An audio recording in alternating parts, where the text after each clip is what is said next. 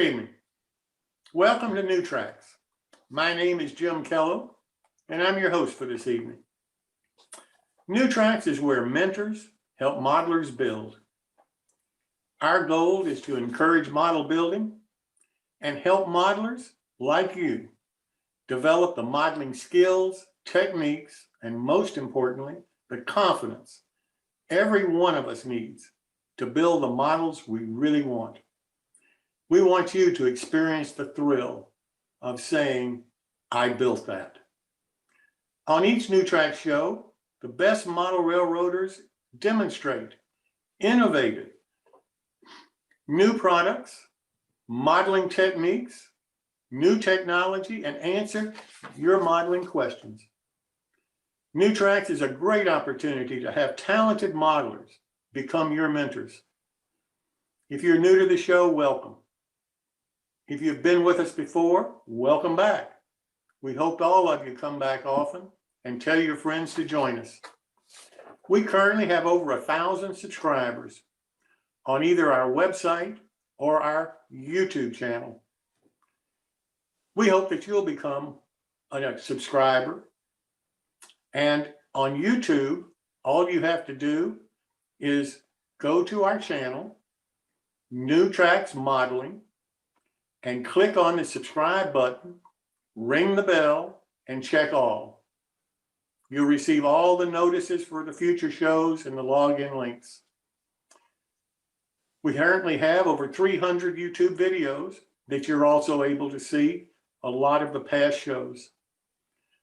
On Zoom, you can watch, ask questions, speak to other modelers, show your modeling live, and participate in the lively after show. To join on Zoom, all you have to do is go to our website, newtracksmodeling.com, check subscribe. You'll get an email from the website. You'll confirm the email, then you're officially subscribed and you'll get all of the future notices. Please feel free to share the login links that you receive either on Zoom or YouTube with your friends and encourage them to join us and participate in our shows. Finally, if you want to be a guest presenter and show your models and techniques, we have several ways that you can do that. Send me an email to Jim Kello at newtracksmodeling.com and let's discuss. I really prefer the telephone for something like this. And if you'll send me your telephone number in that email, I'll give you a call back. Or if you'd like to donate a little bit of your time and volunteer to help us with our events, or our YouTube video productions, or the website, or just to give us ideas for future shows, please send me an email about this to the same address. Well, thanks so much for being here tonight. Now let's get on with tonight's show.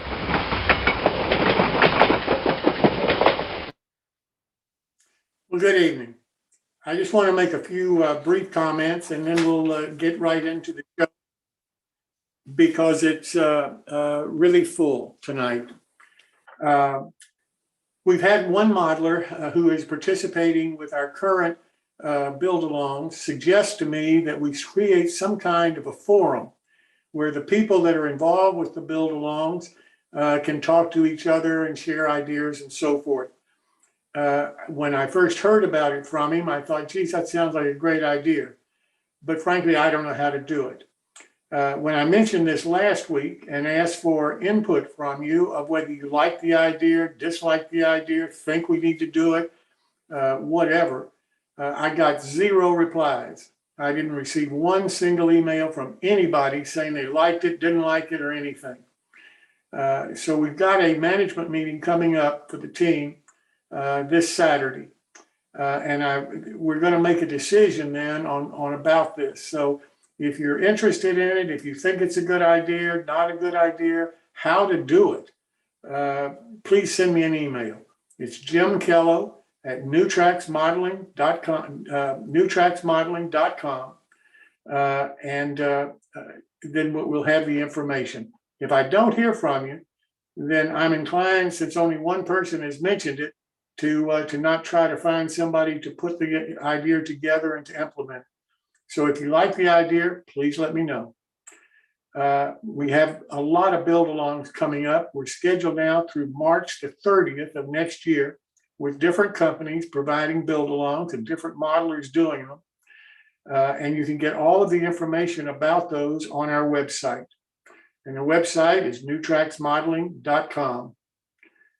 So now I'd like to turn to Chris Course for him to talk about the My Bill program that we have. The next one's coming up in a few weeks on the 24th of November. Chris? Thanks, Jim. If I could get screen sharing, I'll show a slide real quick here. All right. Well, okay. Let's see here. We've got, first off, we have a My Build coming up on November 24th. Please email your photos to railrunner130@hotmail.com, and I'll put that in the chat here in a few minutes. Okay. You're not able to share, Chris? Okay, I just got a message. Well, it says, okay, I should be able to do that now. Okay. So I'll share that. But there's a slide for the My Builds. Coming up at the end of January, we're going to start the build of Kello Station. I'm still in the process of putting the prototypes together. It will be available in HO and O scales. I'm not quite sure what the price is on it yet, but we're gonna make sure that this kit is right before we get it out there and start pricing it and all that stuff. But one thing I can tell you is it's got a ridge beam in it, and for those familiar with my kits, that's basically going to be the structure that holds the building together is the roof on this particular kit. So it's a nice little traction station. It's got a little indoor part and an outdoor part, and hopefully it can go in just about any situation, whether you're doing like a metro scene, or you could probably even get away with doing it in a rural scene. So anyway, build along with us in HO and O scales, and I will turn it back over to you, Jim. Very good, Chris. Thank you. Now I'd like to go to Paul Thompson for the quick tip of this evening. Paul, welcome. Great. Thank you, Jim. Tonight's will be a bit quick. Let me just bring up my screen here. Okay, what you're seeing here is a box car. I hope you're all seeing it. That came in as a kit, resin kit, and was completed. And now what do I do with it if I want to store it, or I want to ship it, or I want to do anything else with it? So I started looking around at a few options, and one, of course, is to pack it well in the box, but there's all kinds of little crawdads like air hoses, et cetera, that might get broken off. And then I came up with this idea. KD sells their blank boxes for boxcars, and probably 50 foot, 40 foot, whatever. This is a 40-footer. And I was checking the fit, and lo and behold, this one car fit.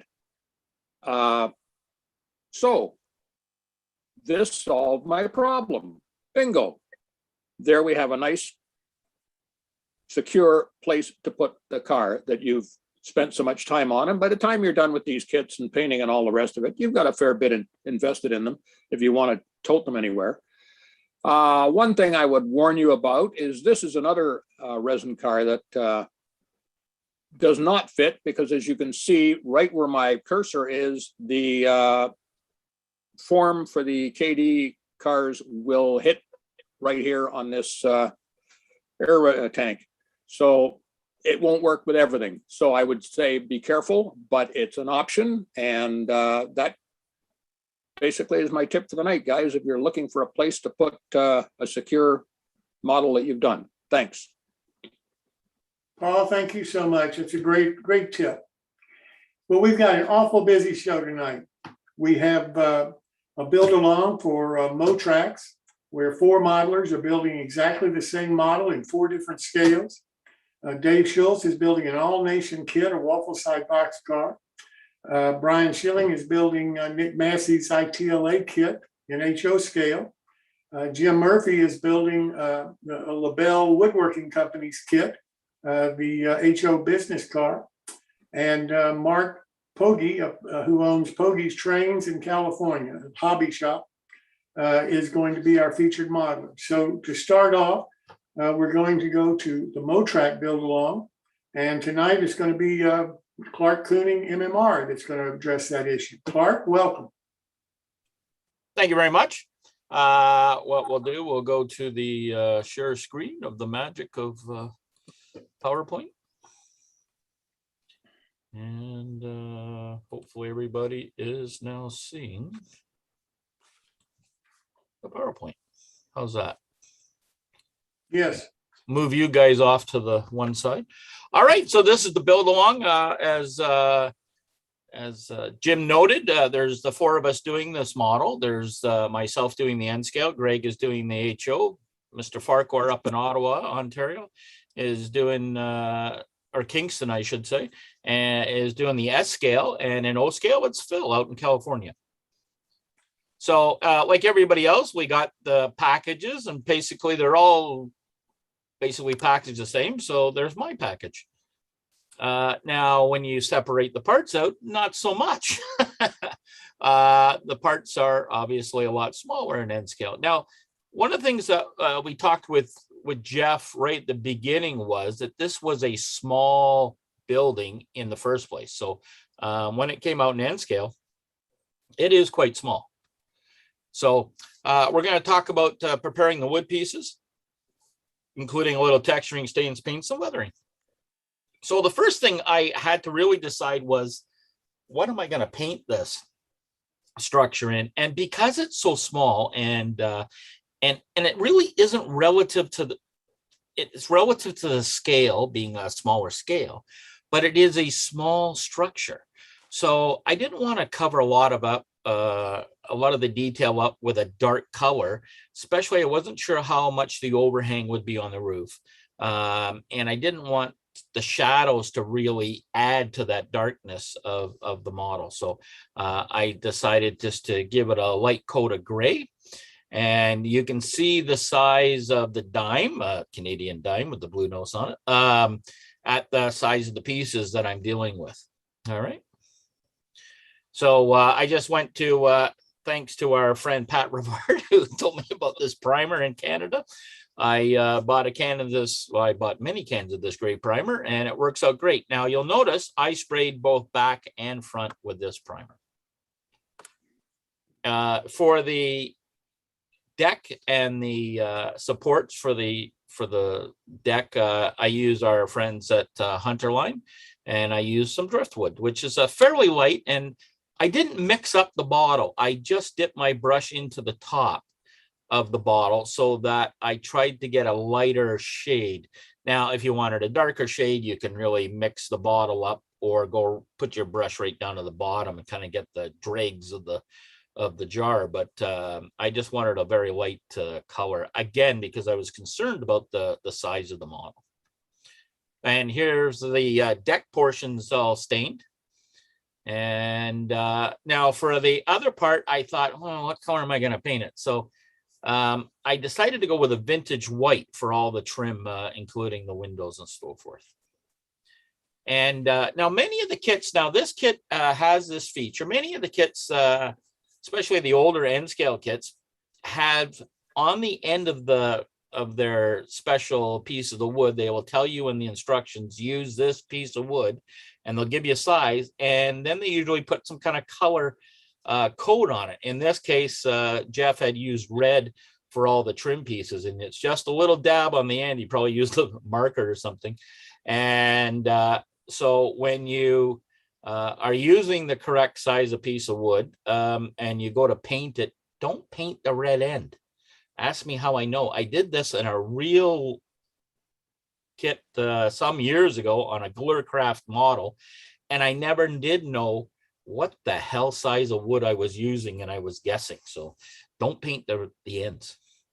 The best way to paint little pieces of trim and strip wood like this is to put some paint in just in a paper towel and pull, never push, because if you push that little piece of basswood through that paper towel, you're going to snap it. So you just want to pull it through the paint. Now, what will happen, especially with the acrylic paints that's got the water in it, it will bring up the fuzz. As you can see in that little piece, it brought up all the little fuzzies. So what you want to do is now take it through a piece of fine steel wool. That is not a piece of fine steel wool. I didn't have any, but I needed to take the picture. Again, you want to pull it through. You do not want to ever push, and you want to pull it through at any time with, and this is whether any scale, HO.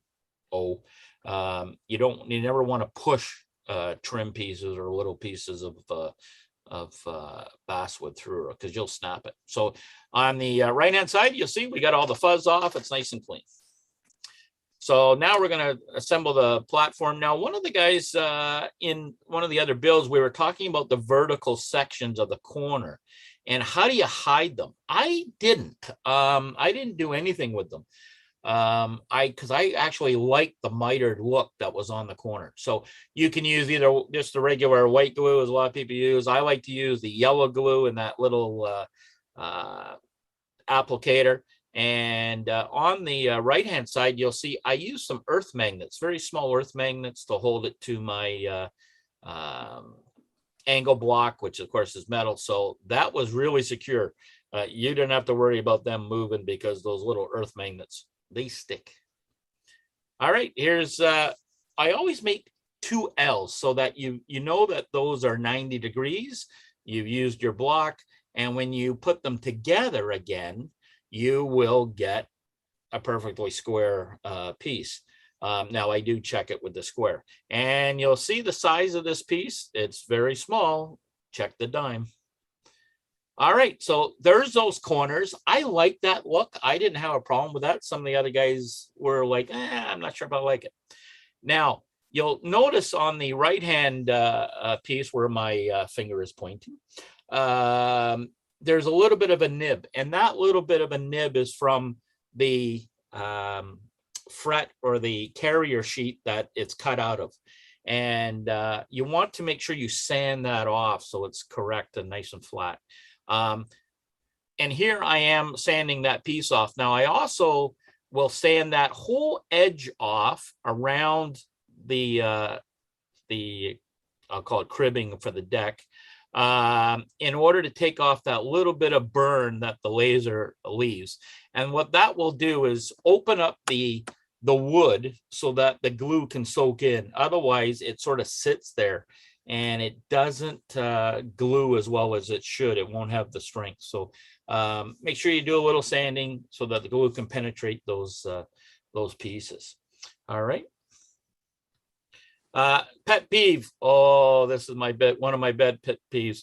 Glue should always be corrected and should never ruin a model. Don't be lazy. A little effort here goes a long way. So if you have a little glue squeeze, oh, look at that up by my finger on the left-hand side, a little bit of glue squeezed out. So I just take a wet brush and brush that around and remove that glue. Do it now, and you won't see it later. Okay, so here's the first step. The deck is on and glued down onto the basically platform, and we're all assembled. So the next one is installing the windows and doors and the associated glass. So first of all, we have to put the trim on. So all those pieces that we painted, we're going to glue it onto the side of the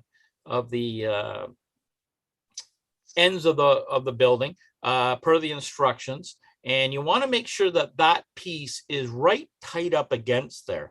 Now you have to watch with this one end, because those thin, where the loading door is, those thin ends can be broken fairly easy. So you have to be a little careful with them. Now you'll see I don't cut them to size. I just glue them on. Once they're dry, I don't know why that's there. Okay, and I can't move for some reason. That's interesting. Oh, here we go. Sorry, guys. It skipped on me here. I don't know if it's the program or...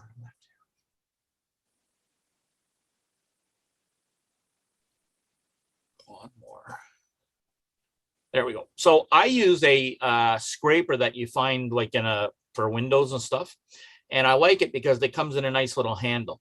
And first of all, when you're gluing it, I use a straight edge and make sure that I've got that little tiny piece of trim so it's sitting up and down and vertical and not twisted to the side. So I want to make sure that's tight up against that wall. Once it's glued, I cut it off following the shape of the angle for the end piece, the gable end, and then I come down and cut off the other piece. And that way I know I have a nice tight fit. I'm not trying to, and it, you know what, as far as time goes, this is a lot faster than trying to measure those pieces. All right, so here's per the kit instructions. I've got the gable ends and they're all sanded and finished and ready to go. Now, windows. Now, this is a double hung window in a big kit that I actually produced for my modeling of the master's course. And what you would do is you're going to take this upper sash, flip it over and put it onto the lower sash, and then you're going to put the frame on. Now, basically in Jeff's kit, you basically just have the window and the outside frame. Okay. But in people, one with the double sashes, I just use a sticker, either the edge of my knife or actually a very sharp point. And I lift up that window and then, as I said, reverse it and put it over the other sash. And then in the right-hand side, you can see me putting the frame on. Same thing with the door. Now, this is fantastic. Jeff did this in his doors. He's got what I would call the main door panel, which is like the exterior panel.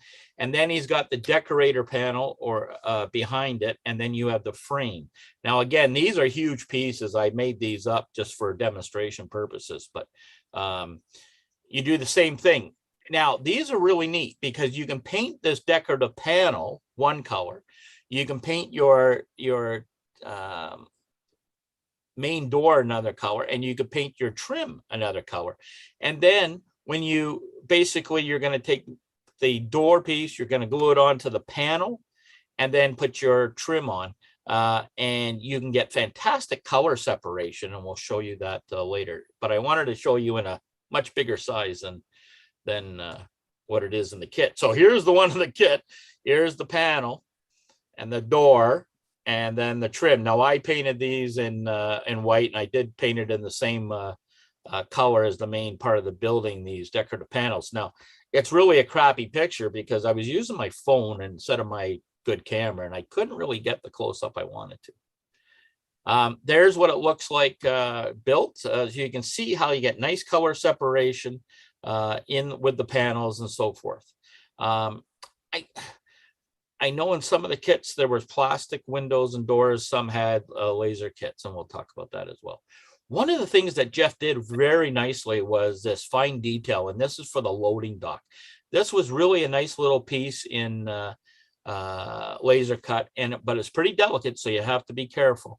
But I think he spent a lot of time designing this on the computer to make it laser cut, and it was really worthwhile in the model, I think. And here's what it looks like when it's painted. You can see it's pretty small. There's the dime for scale. And that door really jumps out at you with a great detail. So here's all the doors in there, except for that one man door. And I actually I couldn't find it, Jeff's door. So luckily I had a laser kit that the door happened to fit perfectly in, so I made another one. So there's the basic kit done. You got your 4 walls and the loading dock. So we're sort of all set to add the glass.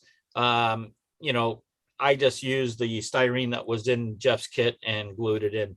Now I assembled the walls the same as I did the decking part. I built them in an L and then put them together and glued them together so that they're nice and square. Now here's some of the differences. This is O scale, S scale, HO, N, and this is from a kit that I do, but you can see the differences. And now this is where scale difference really comes into effect. This wood here is only half the thickness of these two pieces, these three pieces. These are all made of the same stuff, but you really have to pay attention to that. So what happens is, because this is an HO piece, this is the N scale piece, and you can see the difference here, that little step. Now, what does that mean? Well, it also means the same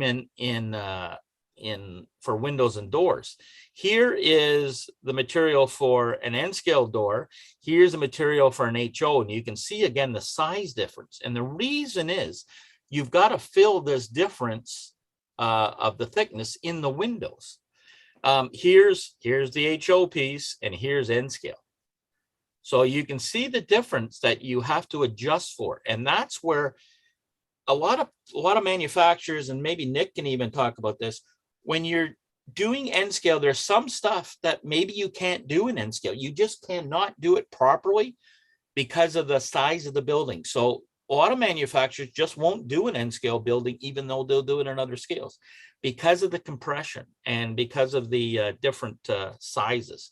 I wanted to make sure that people understand that. And when the guys are building them, again, the thickness of the walls, it also affects the tabs here. So if the thickness is short, they have to shorten these tabs up. And again, the pieces for trim and everything, depending on that thickness, that all affects how things are put together. Again, here's another picture of that wall. So things have to be adjusted. Roof tabs, this is one of the big ones. So you have this roof tab here, and it's going to go through the roof. Well, if it is not the right size of thickness to this will either extend out through the roof or be too shallow, and then it won't actually hold the roof on. Here's one that's perfectly fit and goes through the roof.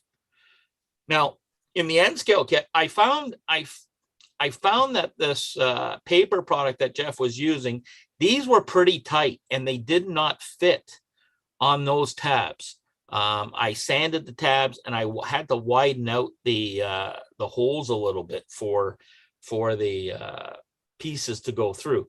But I finally got them on and they're holding snug, and it looked okay. So now the other big difference is, I know some of the guys got plastic doors and windows in some of their kits. I think myself, the S scale and O scale got laser cut kits, or cut windows and trim. So that was the difference in some of the kits. And don't forget, Bob's job at Lockheed was everything he dreamed of. All right. So we'll see you next week for the installment of the N scale build. And we'll be back with the three of us sort of working on almost the same step, and we'll go from there. Don't forget the build along for Bantam Models Warehouse. It's 20% off the prices that you see. You have to email Bill directly to get the discount, and you'll see it is a fantastic kit that I think almost anybody could use on their way out. And we're going to start that December 1st. And that's it. And Clark, I appreciate what, I don't know whether you were on when I mentioned it before, but we're going to hold all the questions until toward the end of the show, so that we can make sure that everybody can get through their presentations, and then we'll open it up for questions. So thank you so much for tonight. Great information. Next, I'd like to turn to David Schultz, who's building the All Nation kit of the Waffle Side boxcar. Remember, All Nation has just come back to life recently because it had been out of the market for some time.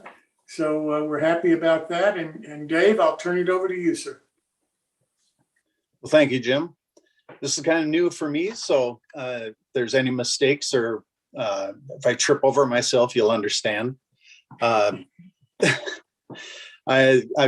little bit about myself. I've been in O scale for about 40 years. I met some other people that got me involved in it. So I've built a few kits over the years. This one's kind of interesting. I've never built a 3D printed model before. The filament's a little different.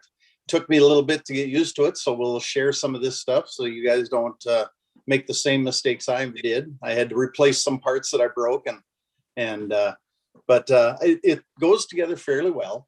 So I guess we will start this. Now, like I say, bear with me here if I mess this up, but all right. Can everybody see that? Did that picture Yes, we come up? can. Yeah, yes, we can. We're Okay. good. All right. Absolutely. These are some of the tools. The squares are kind of important for one part of it. Mr. Thompson alluded to making your own out of plywood. So I put those 2 plywood pieces in there, or you can use solid wood, whichever. That works perfectly fine too. I've got other types of squares. The Zappa Gap, of course, works really well with this filament. So that's the glue I've been using. John includes in the kit a piece of parchment paper, but I also use the wax paper that comes on a lot of those stickers you get from different outfits, with your address labels and stuff. That works really well for this also, but it'll help keep the, when you hold the parts together, it'll keep them from gluing to your mat. And the Dremel, of course, will come in handy for some things, or you can just use the chisel blade, but we'll go over that as we come to it. I still use this trusty old sander. This filament tends to melt if you go too fast. You got to go fairly slow with it as you're sanding it. Even with I've got one of the automation sanders, and if you go fast with that, you will heat the stuff up, and then you'll just get kind of a gooey mess. But I like to fall back on this one because the parts on these are rather big. So these come in handy. There's my the automation sander. It's been a very handy tool. And these kind of clamps I got from Micromark. These come in handy for putting the sides in place. You'll have to come up with some clamps because the stretch across between the floor and the wall, you're talking about 2 or 3 inches. So if you guys, whatever clamps you have, that'll help hold it all together. So those are handy. And then I'm assuming if you're like me, over 60, you're going to need a whole bunch of these too. So different varying degrees of, I also have a jeweler's loop. So if I really have to get picky, I can get out the jeweler's loop and get in real close. But anyway, the floor pieces, this is the first start of this. You have to find the 2 floor pieces. John has pretty much got the stuff separated out in separate bags, and the 2 floor pieces, and it comes with a little biscuit. So kind of like in woodworking, they make those little biscuits that you put in there. There's a slot on the end, and you'll have to do a little clean out. I'll show that a little later. Where my little chevron pointer is pointing to are these ribs are very delicate. If you try to push the floor together with your thumbs up against those, you'll break them off. That is experience talking there. But luckily they glue back on fairly easy, but try to avoid putting pressure on those because they will break off. And here's a real simple, for truing up the ends. I just have wood blocks that are square, and I'll put self-adhesive sandpaper on them, and I'll lay the floor on the mat and put the block on the tabletop, and then just slide it back and forth gently. You can do it that way, or you can do it with the true sanders. But if you don't have those kinds of things, this works fairly well too. But I've got like 100 grit paper in there, and that'll true up those ends. Sometimes there's a little bleed off on the ends from the printing that need to be taken care of. That works pretty well. There I am using the true sander, and it'll clean up it.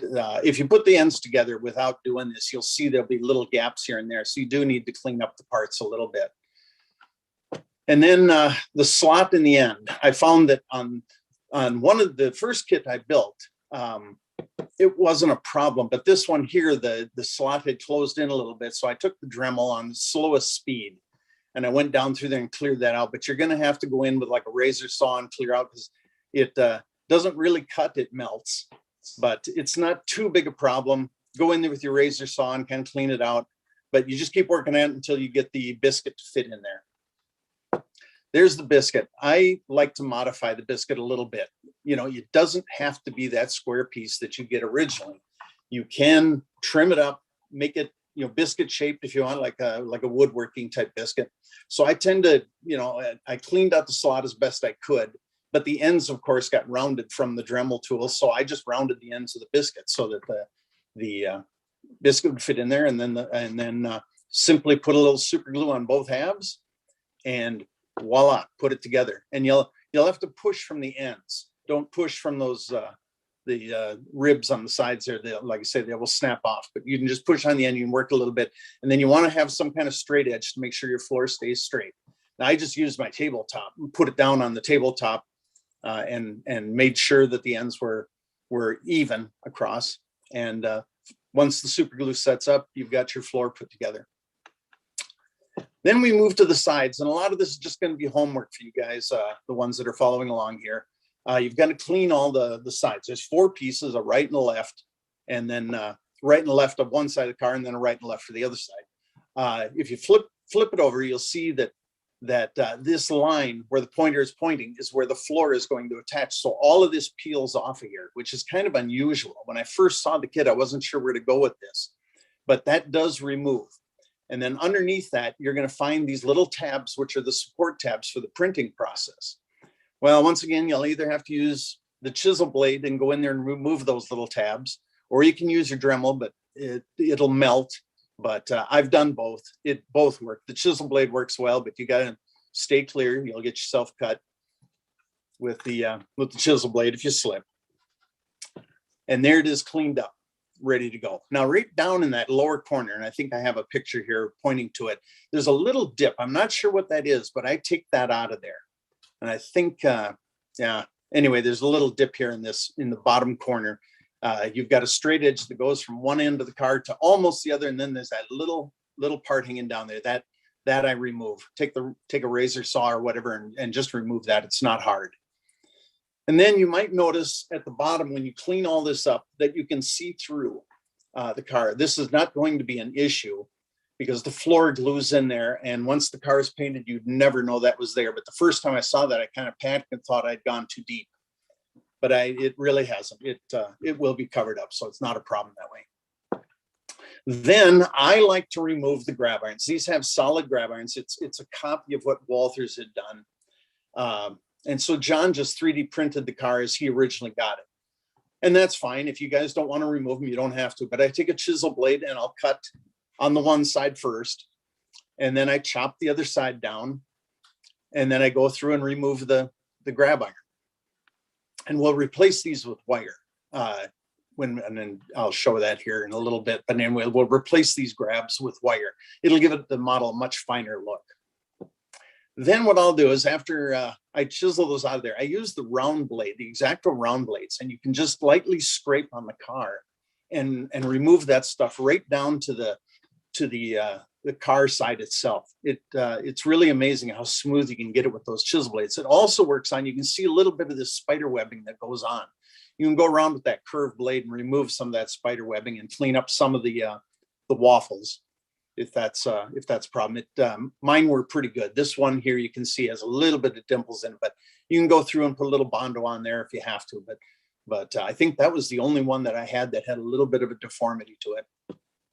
Then we take our drill, and I've got a 30 thousandths drill bit that I put in there. This 30 thousandths in O scales is a inch and a half thick grab iron, which is kind of standard for the railroads. Used to be 1 inch, but that tend to be a little light. So they went to inch and a half. And then I think on the locomotives, it's 2 inch for the grab irons on the locomotives. So anyway, 30 thousandths. And you can still see the ghost from the old grab iron, which I used to line up my drill bit so I could get all the holes lined across. And you also had the ghosts from the nut bolt washer that was there originally too. So I just drilled where those originally were. Yeah, there I'm pointing. I got that picture out of order. But anyway, I'm pointing to that little dip in there that needs to be taken out.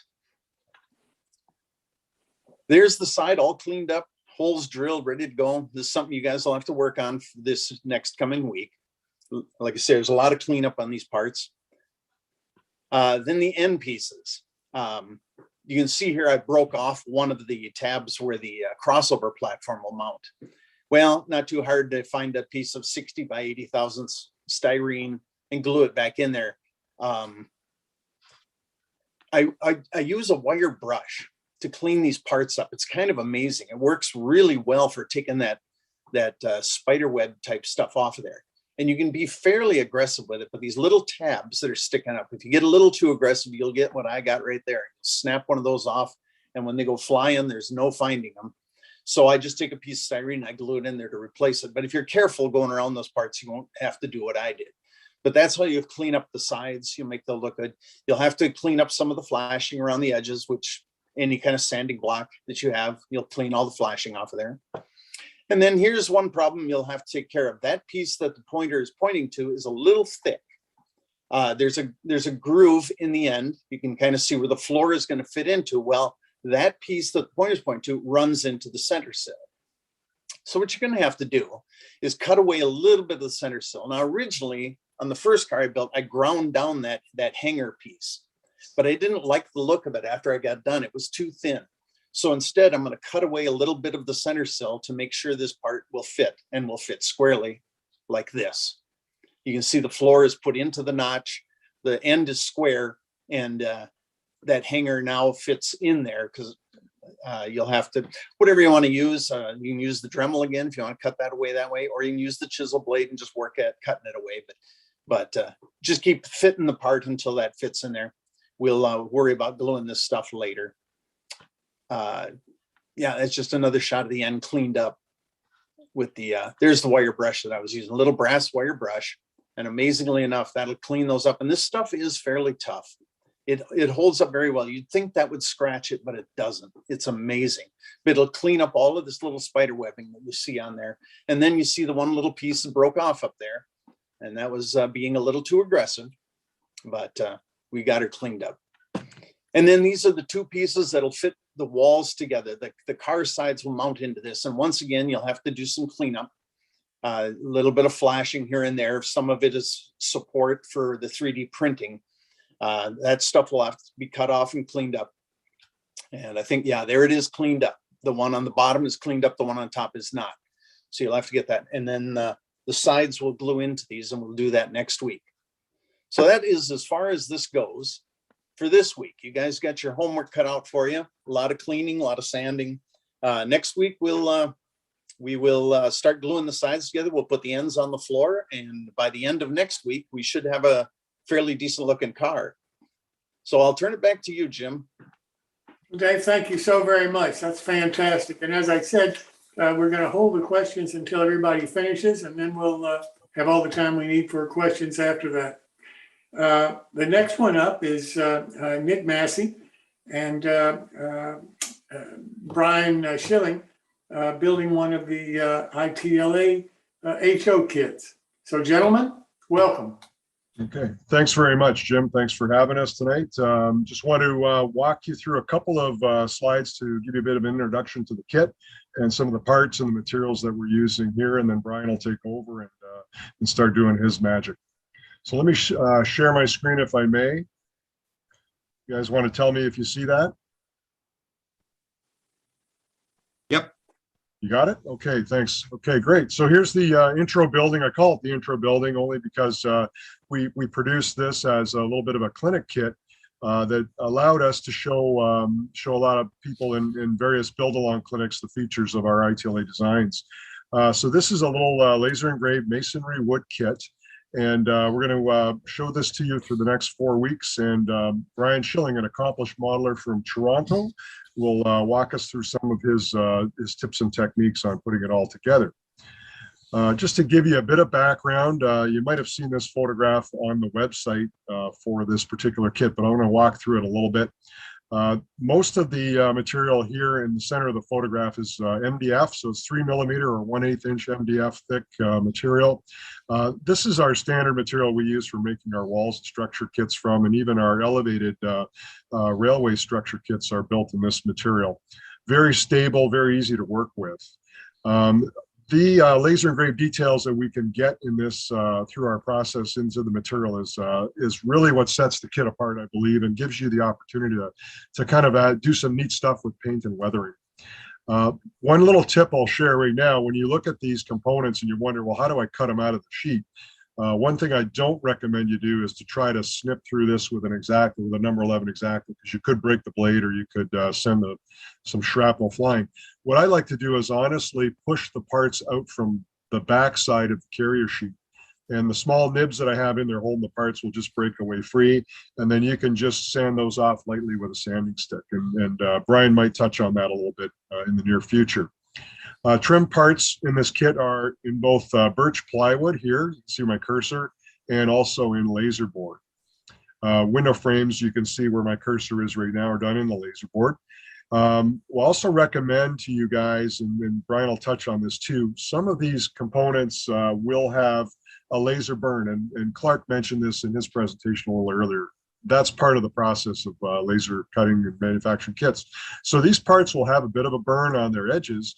And if you want those edges to take paint as well as the show surface of the part does, the best thing to do is just to sand that laser burn off the edge of the component very lightly, and you'll find that you're going to get a good paint adhesion and a glue adhesion as well.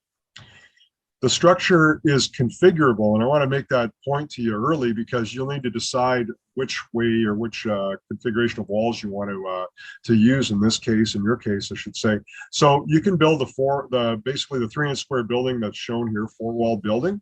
You can also build this as a flat. It'd be a 12-inch flat, and if you'll notice, I've included a 1/2-inch side wall returns. So those will let you turn that structure back a 1/2 inch, and it'll look a lot more complete than just a straight 1/8 inch piece of material.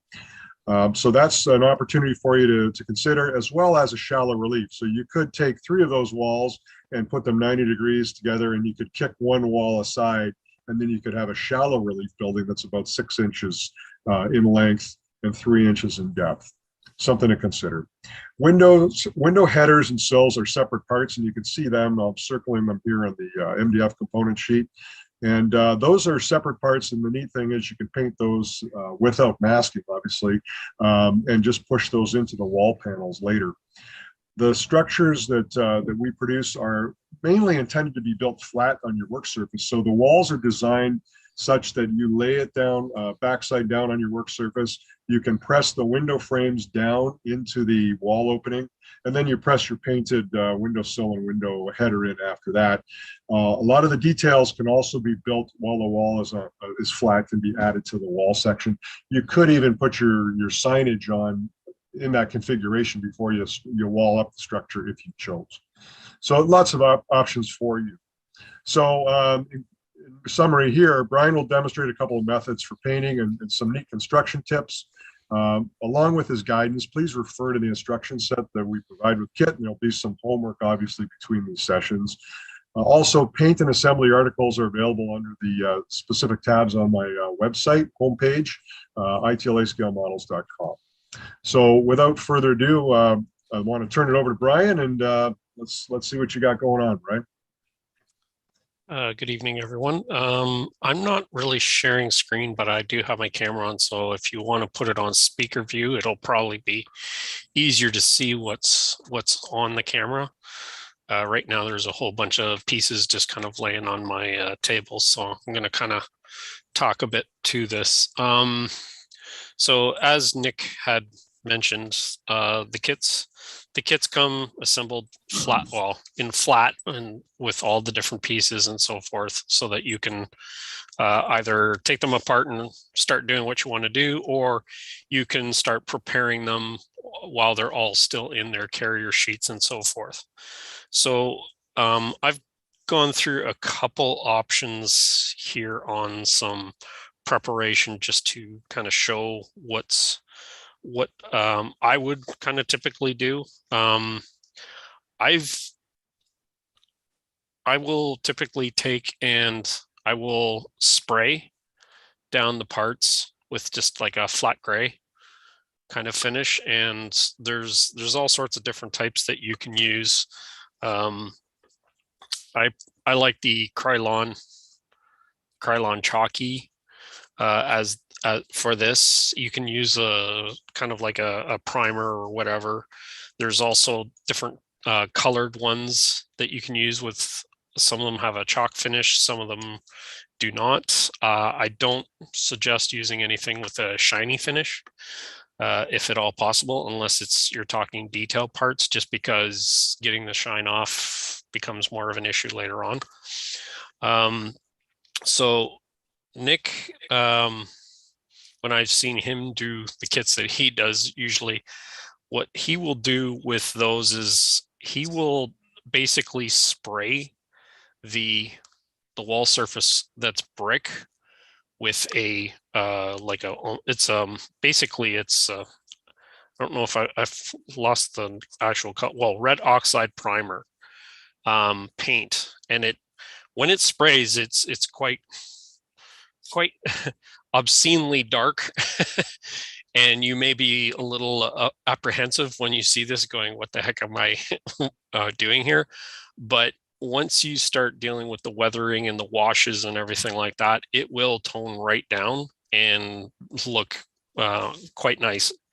I also kind of go a different route, and I'm going to show you a kit that also is by Nick, but where I've done the brick in a completely different manner because I wanted the yellow,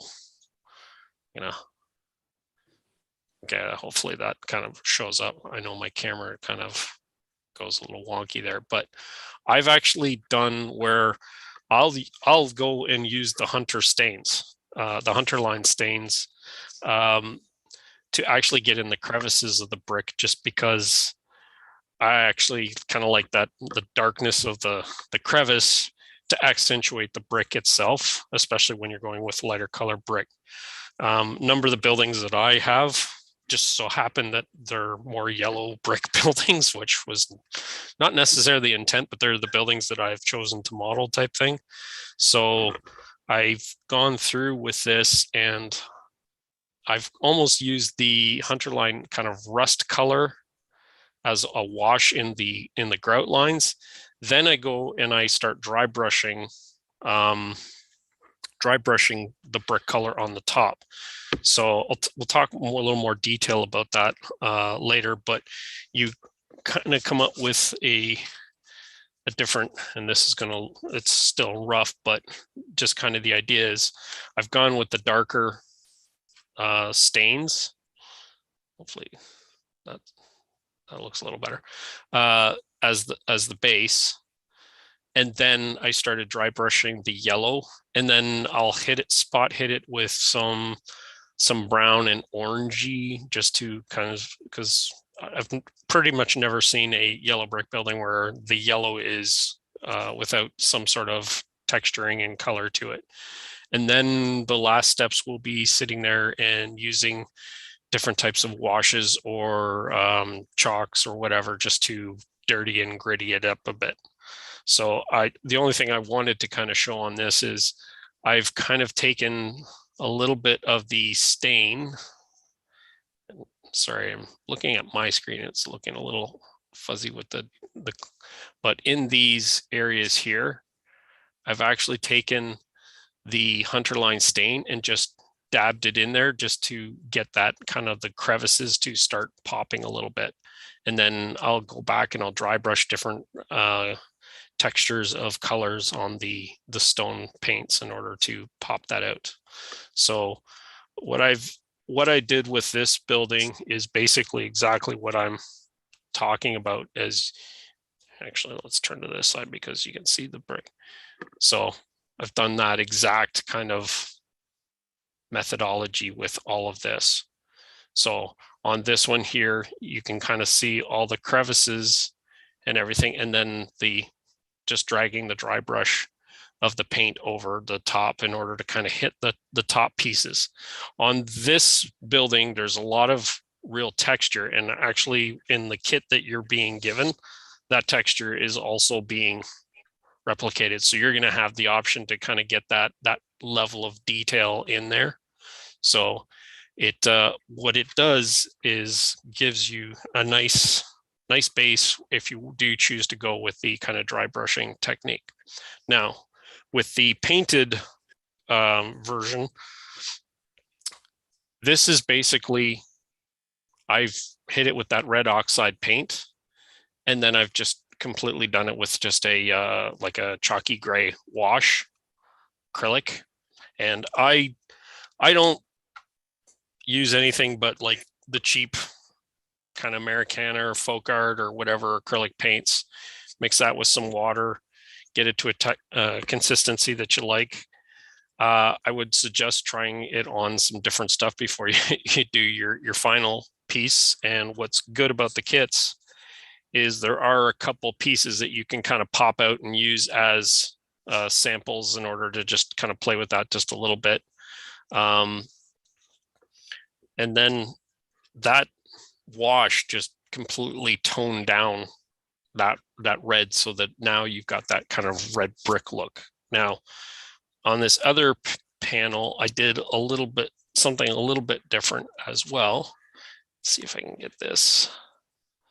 Don't know if this is really illustrating well, but I went and hit certain bricks with oranges and browns before I went and did the washes, just because I wanted to kind of get that nice textured effect that you will see on a typical brick building. You don't want all this to be like the exact same flat color. In sections, yes, but you want some variation, because there's going to be different kind of staining or spalling or things that happen over the life of a building. So you want that to kind of build up some level of reality in the detailing that you do to finish off. As for painting these parts, the MDF stuff, this is thick enough that I'll spray the front and whatever, and obviously don't go crazy on spraying, that it's just saturated. But you can spray this. You don't have to worry about spraying the back to worry about warping. When it comes to the thinner parts, what I will technically do with those is I will do the spray, and then I will spray the backside, just so that when it will start to warp, and then that'll just pull it back down to normal. Nick is correct in the edges. If you want the edges so that you don't end up with the brown because of taking the paint, I sometimes don't sand them because if I do a light coats of paint, that kind of brown coming through sometimes gives me a certain effect, but that's me just playing around with different things. I would suggest that you do kind of give it a sand, especially if you've got any of the little okay, the word's escaping me, but the parts that are actually holding the part in place, so that you're getting rid of any kind of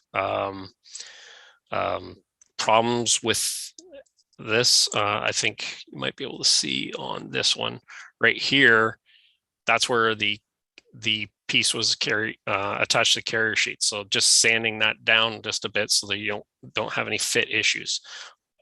Doing all those before you get to assembling everything is completely important on these.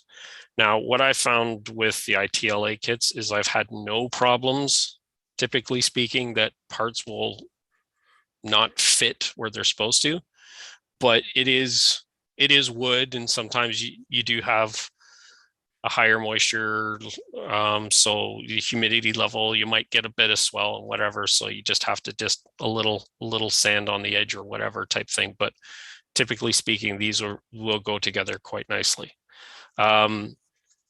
So I think that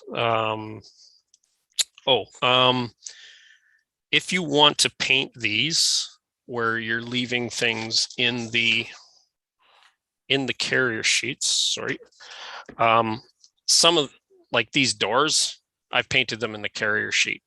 These brick covers for the chimney, I've painted them in the carrier sheet. These type of pieces, yeah, I probably will do a fair amount of painting while they're in the carrier sheet if I can, just because it keeps you from losing the pieces because some of them are smaller. But some of the larger size pieces, like these, have enough beef to them type thing that I'm not worried about keeping it in the carrier sheet for dealing with those. So I think that was all we were to cover today. And I guess the homework really that we had suggested is get your kits, get them the base on them. And if you want to do brick with these type of ones where I did the painting with the brick, I masked it and then sprayed that.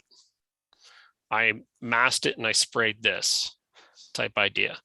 I did not spray the ones where it's concrete block. I actually have left those with the very light gray, and then I used the Hunter Line stain, And to me, that's giving a very decent level of a concrete block. Now with final detailing in that, yes, we'll add a bit more weathering to it, but this one I didn't do too much beyond that. With these, if you can get these sprayed or painted the way you want, then you'll be ready to start dealing with the details for the next session. I think that's all we wanted to cover, unless I missed something, Nick. Well, I think you did a great job there, Brian. Thanks very much. So I guess the homework for everybody is, as Brian said, prepare your parts, do your overcoat and spray paint if you wish. And also think about the configuration of the walls that you want in your final structure. So if you give that a little bit of thought and again, read the instructions, you can always reach out to us offline later if we need to answer some questions between now and the next session. Thanks again very much. Well, Nick, Brian, thank you so much tonight. That was a great presentation, and I think you're well on your way. So thank you so very much. Yeah. Now I'd like to turn to Jim Murphy, who is building the LaBelle business car in HO scale. Jim, welcome. You're muted, Jim.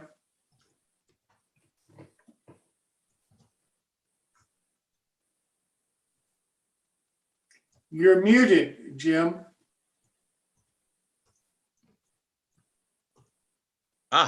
Sorry about that. All right, we're gonna get rolling here and get back. Sorry, I lost my set. All right, tonight we're going to move on to episode 5, interior lighting and marker lights. This is above and beyond the basic kit, but if you're going to put this much effort into building a model you can really be proud of, it's taking it to the next level. And this is for the benefit both for new modelers and for some older modelers who need to be aware of some new techniques that make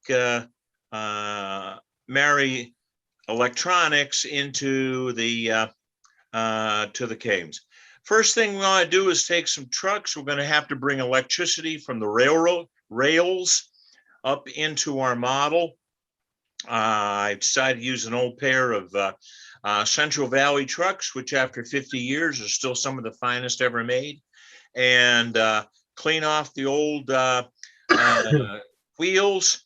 Then we have to add electrical pickups. This is a phosphor bronze wire with wires soldered to it. These wires are short, flexible, and they will bring the juice from the rails through the wheels up into it. And to make sure I get no flickering, every wheel will be an electrical pickup. Notice that some wheels are insulated. They have the insulated marks on them here.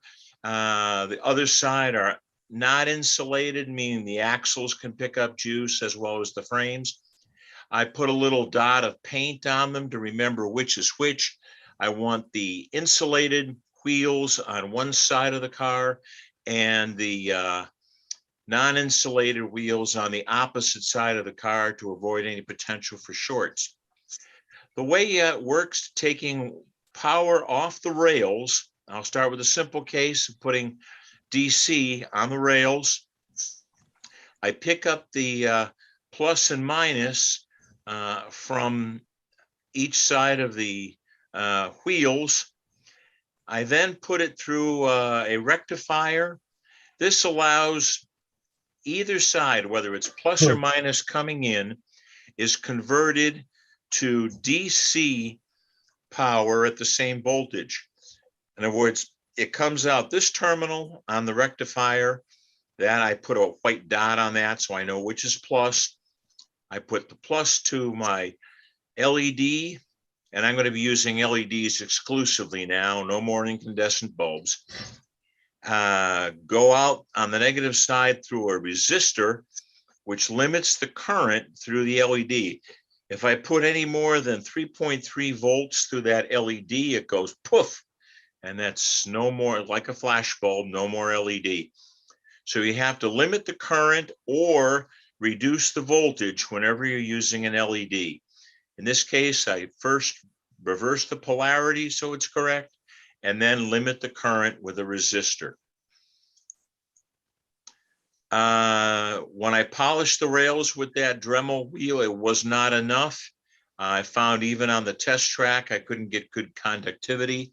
I took a 600 grit emery board and then applied just some long strokes on that. And the difference between a polished wheel and a really polished wheel, you can see the difference. That 600 grit really did a difference, and I was getting excellent electrical pickup from each wheel because I polished the wheels. Now I have to have a way of bringing the power from the wheels up to into the car body. Fortunately, early 1900s cars used truss rods, which for my purposes is a perfect electrical bus bar running down the length of the car. So instead of using the wire supplied, I used 20 thousandths phosphor bronze wire from Tichy, and that is going to become my truss rods. Notice that I have no top detail on the floor yet. I've got to be able to turn this car upside down, work from the bottom, and then bring the electricity as well as finish the detailing. I started the detailing. The truss rods are in place. This particular kit uses die cast queen posts, which of course are metal. So if I had metal queen posts all the way through, I would have a dead short before I got very far. So once the queen posts were epoxied in place, I took a Dremel, cut a small slot in each queen post, filled it with some squadron putty, and then the next paint job will cover it over. So the left side is electrically isolated from the right side. The truss rods come up through the bottom. I left a good 1/4 inch or more coming up through the bottom of the floor. It not only holds the truss rods in place, but it also gives you a place to tie in your electrical contact. The next step is to eliminate resistors. In the previous slide, we saw that every LED needs a resistor if you're going to put more than 3.3 volts on it. So that's, I'm probably going to have 10 LEDs. That's 10 resistors. That's 20 solder joints I don't need to make. So I'm going to eliminate resistors by providing 3.3 volts. This circuit uses the rectifier we talked about earlier. Here's a part number. The rectifier provides the same voltage as the track, only in DC. This will always be plus, this will always be minus, whichever one we have. I then put it through what's a linear buck voltage reducer. This takes whatever voltage you put in up to maybe 20 volts and knocks it down to 3.3 volts. There's the part number for it. It's rated at 1 amp. It produces 3.3 volts, no matter how much DC power you put into it. And rectifier takes anything from AC, like Lionel or DCC, variable square wave AC, to straight DC, converts it to DC with the controlled polarity, and then that is further knocked down to an exact output voltage, and you can run a 3.3 volt LED without any resistors. And at a 1 amp rating, you could probably put 30 LEDs coming off this one tiny component. I'm going to provide a schematic of this circuit along with the listing of these components that go into it, the electronics there. If somebody could put my email address up in the chat, just send me an email and I'll be glad to send you the schematic as well as a parts list so that with any input voltage on the tracks, you can get 3.3 volts out for your LED usage. Here's it again. I said, they're not expensive. The rectifier is 65 cents. The voltage regulators, 79 cents in quantities of 10 each. Dirt cheap from Digitrax or Mouser or wherever. Here again, there's a blow up of it. When you actually want to save some space, these are tiny, tiny components. So I just close couple them, solder them up close together, and they'll fit in a pretty darn small area so they don't take up any room from interior detailing. Here it is hooked up to the trucks for testing purposes. Again, the trucks, power coming in, rectifier changes it to ZCC. The voltage regulator knocks it down to the voltage you want to use for LEDs. And just keep remembering what's plus, what's minus. In this case, blue's plus, yellow's minus. Keep that in mind as we get along. Yes, I messed up somewhere along the way and forgot what color was which. Now, the LEDs we're going to power. These are 0402 LEDs, and that's my fingertip. And these guys are incredibly tiny. You may think it's a challenge for older eyes. I'm getting up there in years, but I have eye loop, I have a magnifier, and I have an old-fashioned visor with 5-power magnification. And yes, I can see these. Our purpose is to bring a string of lights inside a passenger car. Years ago, I wrote an article about how to use multiple LEDs. I think I used the 3mm LEDs, a ton of resistors, a voltage regulator. I had a rectifier in there, and it took up half the car still.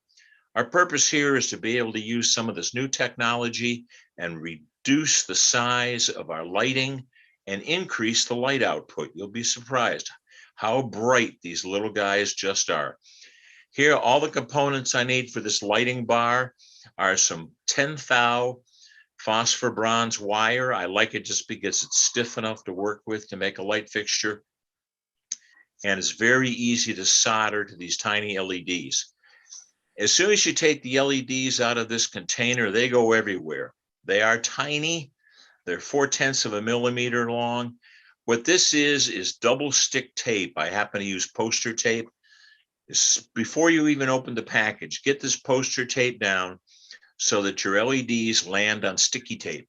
And I'll be using this all through the assembly of the lighting bar. Here they are getting ready for soldering. They're about 1 inch apart.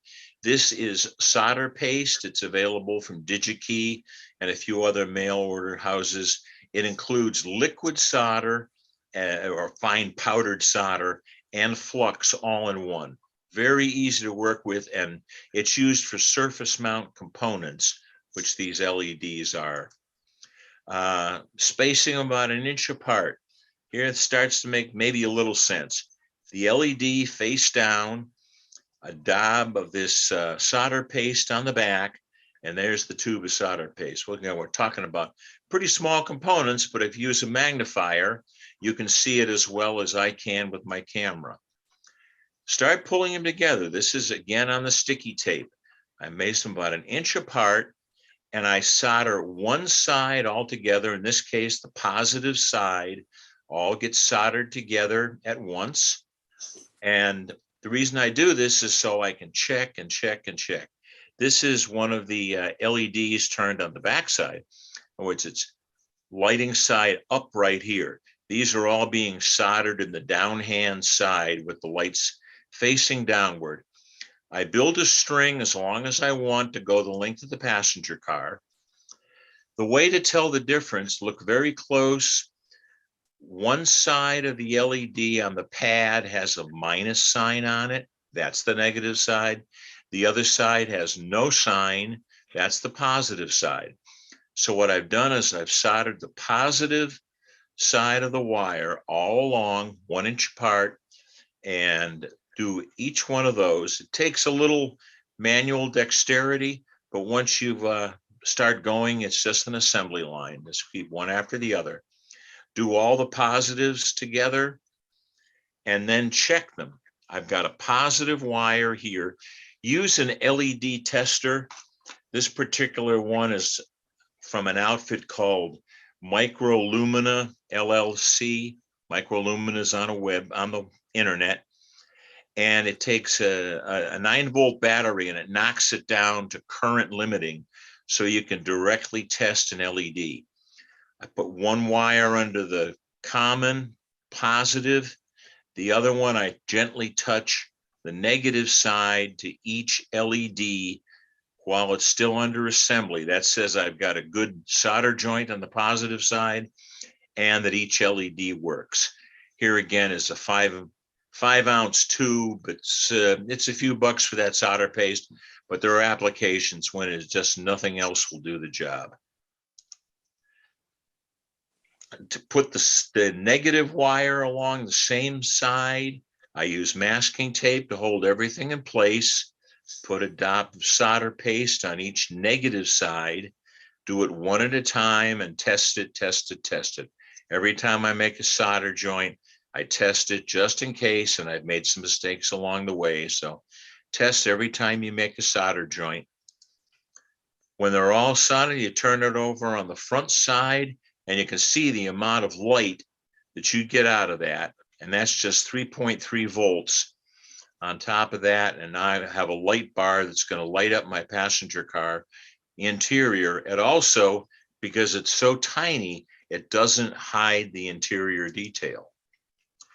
Going back to the outside, I'm going to assure myself that I've got power. And the way I do that is I bring power from the trucks at whatever it is, 14 volts DCC, AC, whatever my power source is from the rails. And now I'm going to put that into my truss rods, which cleverly enough is an electrical bus. Wire each flexible truck wire right to the DCC bus, in this case, the truss rods, and do it fine. Again, I put a little solder paste on this, put a fine flexible wire on it, scrape the paint away first, and I can always repaint it. That gets power from the rail to the wheels to the pickups to the truss rods. So now I've got my track voltage all the way up inside to the truss rods, which go to the inside of the car. A little bit of paint covers all your sins. Nobody's ever going to know they're there. Notice I put a loop on them, so this flexible wire remains so that I can turn the trucks easily with no resistance, no binding. Anyway, soft, flexible wire, multi-stranded to connect to the trucks. When I come up through the floor, you can see the little stub here from the truss rod, comes right up through the floor on both sides. I like to use, this is something I discovered working on structures. It's flat, 1/4-inch wide copper foil. It's adhesive on one side, and it's wonderful running around through buildings. Doesn't make unsightly wires. You can run it under flooring. You can run it from the top. It's adhesive on one side and very solderable on the other side. Just goes everywhere and takes the place of wire. It's only a couple of thousandths thick, just disappears underneath anything else. I put one strip down on one side pickup from the truss rods, put the other side down, make sure there's a gap between them so they don't touch, and then test. Here I've got 9 volts on the rails from my little battery pack here. Check it, make sure that you've got 9 volts approximately from your master, but check those two, because this is now my power pickup. So I've taken it from the rails all the way up to the inside of the car. On the inside of the car, I've got my rectifier and voltage regulator. Again, these are surface mount components, so I just have a dot of solder, and this can be regular old thin solder, doesn't take much. And this is adhesive, so it's going to stay put. I put a drop of glue behind the rectifier. It's there forever. And you notice the footprint is very small. So I can hide this inside the car easily and still continue on with the detailing. I bring a variable frequency in here. I convert it to DC. DC goes to the voltage regulator. I knock it down to 3.3 volts and I put my voltmeter on that with power on it. And magically I am down at 3.3 volts, not to exceed. I can run my LEDs directly off of this circuit. Bringing that up, I got to hide this a little bit. So I made a vestibule for the back of the car. It's just a long hallway. And because it's so small, I can put a scene on the back side here. One side's going to be a kitchen. The other side's going to be a bar. But I just have to put a wall in here. I can drop this in there. Looking at it from the inside, it becomes a hallway and hides all the electrical components there. Everyone's times. Once you've got the bottom of the car worked on, it's time to go back and think about railings that are mounted to the floor of the car. In this case, I paint them separately, then cut them off with a Dremel so that they're ready to fit on the back of the car. If I tried to work around these railings mounted, I would have busted them into small pieces. So once this is in place, this is just pressure sensitive adhesive to hold my hallway in place. That protects the end rails as I go on to the next phase. So I start putting in the end rails. The one reason one is a little bit longer in the middle is so I can drill a hole and put something down in here, because these railings want to have a wire pin holding them in place as they're gluing. Put them in place, touch up the paint a little bit. Again, one of these is drilled down into it, hold everything in place, and then set the railings in. So I've got the railings all mounted over here. Here's my vestibule. I've taken this assembly. That's the LED lights running the length of the car.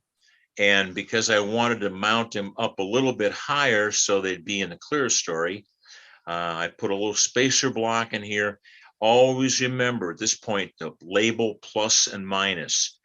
You cannot forget everything on this side's got to be plus. Everything on this side's got to be minus, or they won't work. I've also got loose wires here that I'm going to add for the marker lights.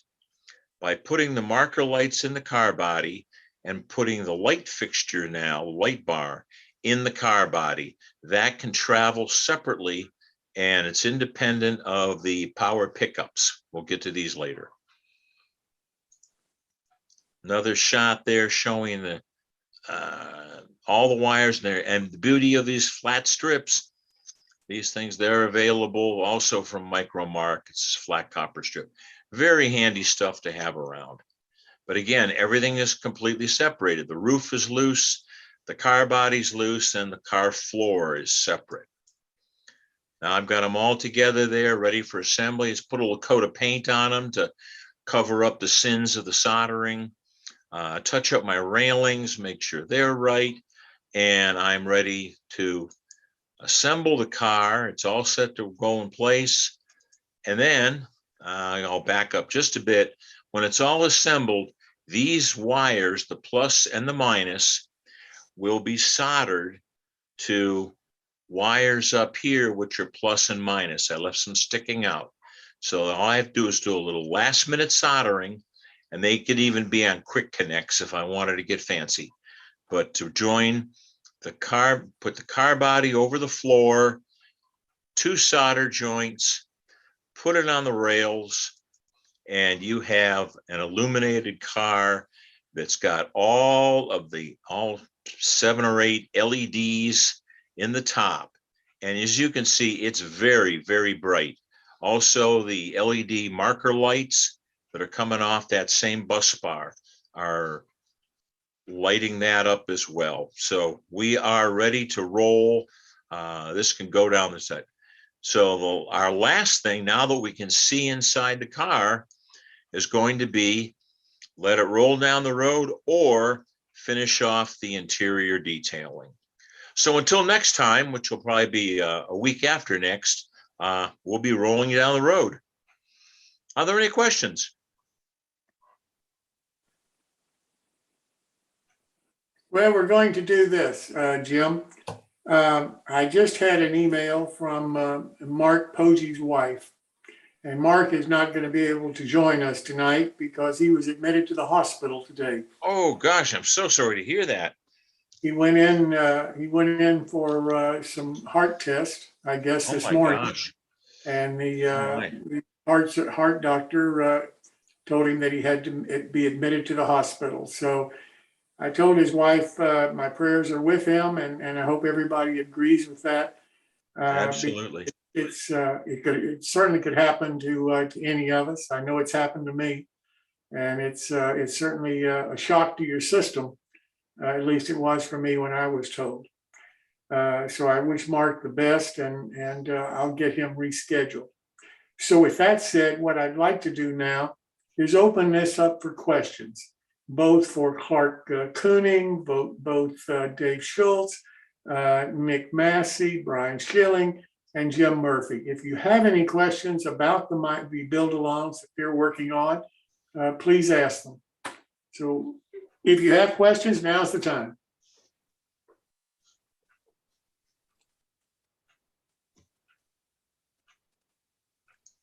Well, I have a question for I'm trying to think what it's called, the brick building. ITLA. ITLA, thank you. I was blanking out on that. Well, is there a possibility to get the whole kit instead of having it seems that the rear of the building has brick, but it also has like a stucco on it. Is there a possibility just get it all brick without the stucco? Well, not in this particular kit, unfortunately. That's just the way I designed it to be sold at this time. There are a whole number of other buildings like the Olympia Tool and Die that Brian had shown you.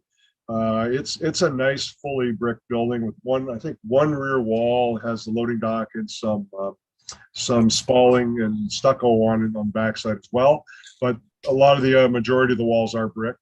We also do sell some brick panels that you could also use to kit bash your own building from as well. So there's a couple other options you could choose from.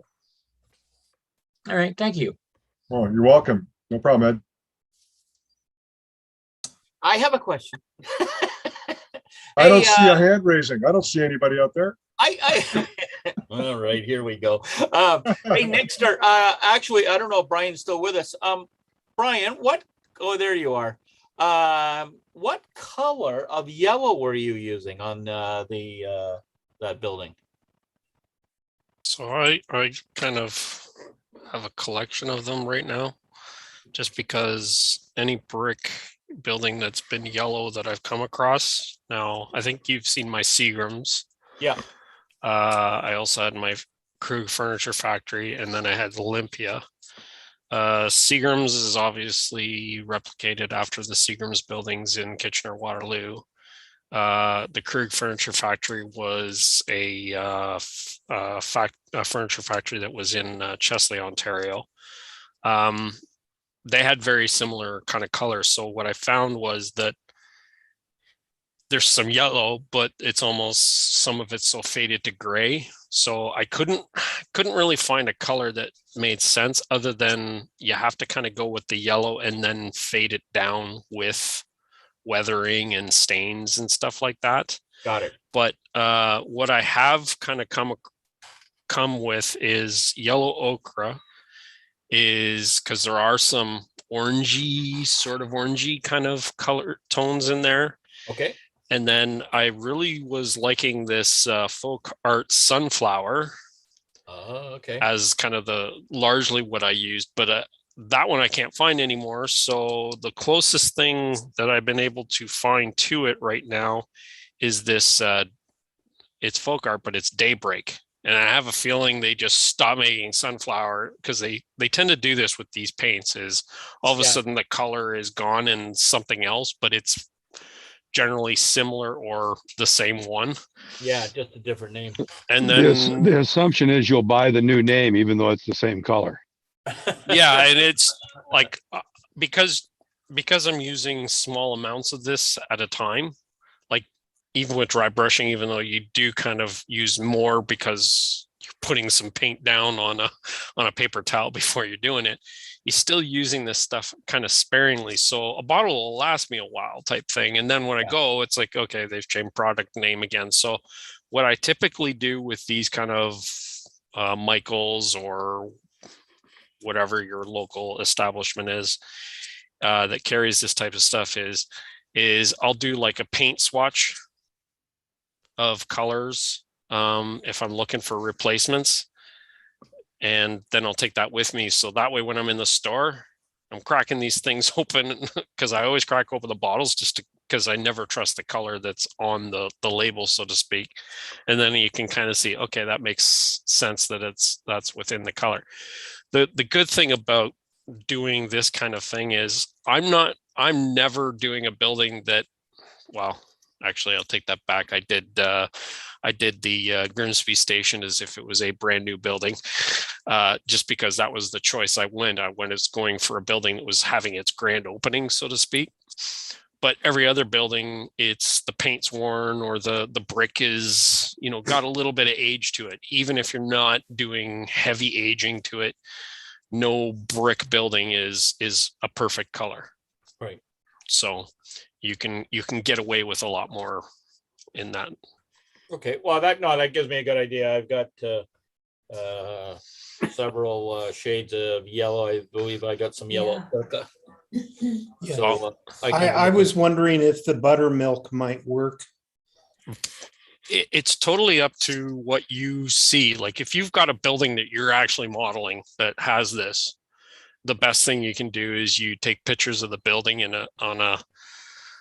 ideally take it on a cloudy day, not like a dark cloud, but like just an overcast day, because now you're not getting the like the hot spots of the sun. You're kind of getting an actual kind of consistent color or consistent light. Then you can kind of, if you take pictures of sections of that brick, you use that as your benchmark for what you're trying to shoot for. I don't have a magic formula. I just kind of shoot for, okay, that's the color roughly that I'm seeing on the building, and I'll play with things and layer it until I kind of get what I'm happy with. Yeah, no, and that's for sure. And but that's why I also like the dry brushing technique, is you're not applying like a heavy color right away. You can kind of build to a color. Yeah. And you can tone things in with that. Yeah. But I'll have to say, like the red brick with the spray, like that works really well too. So it's not like I would go exclusively, this is the only technique I'll ever use. In fact, I tend to kind of mix up techniques as I go through different buildings, just because it's interesting to try different things that way. Well, yeah. And now I may have missed it. I think you did mention it. Is the whole piece sprayed the gray and then you mask it off to do the yellow? I typically do that, yes. Yeah. So okay. So this building is different. It's, sorry, Nick, it's not an ITLA, but it was a plaster kit. Yeah, I got that one. Yeah. So spraying all the brick lines and everything,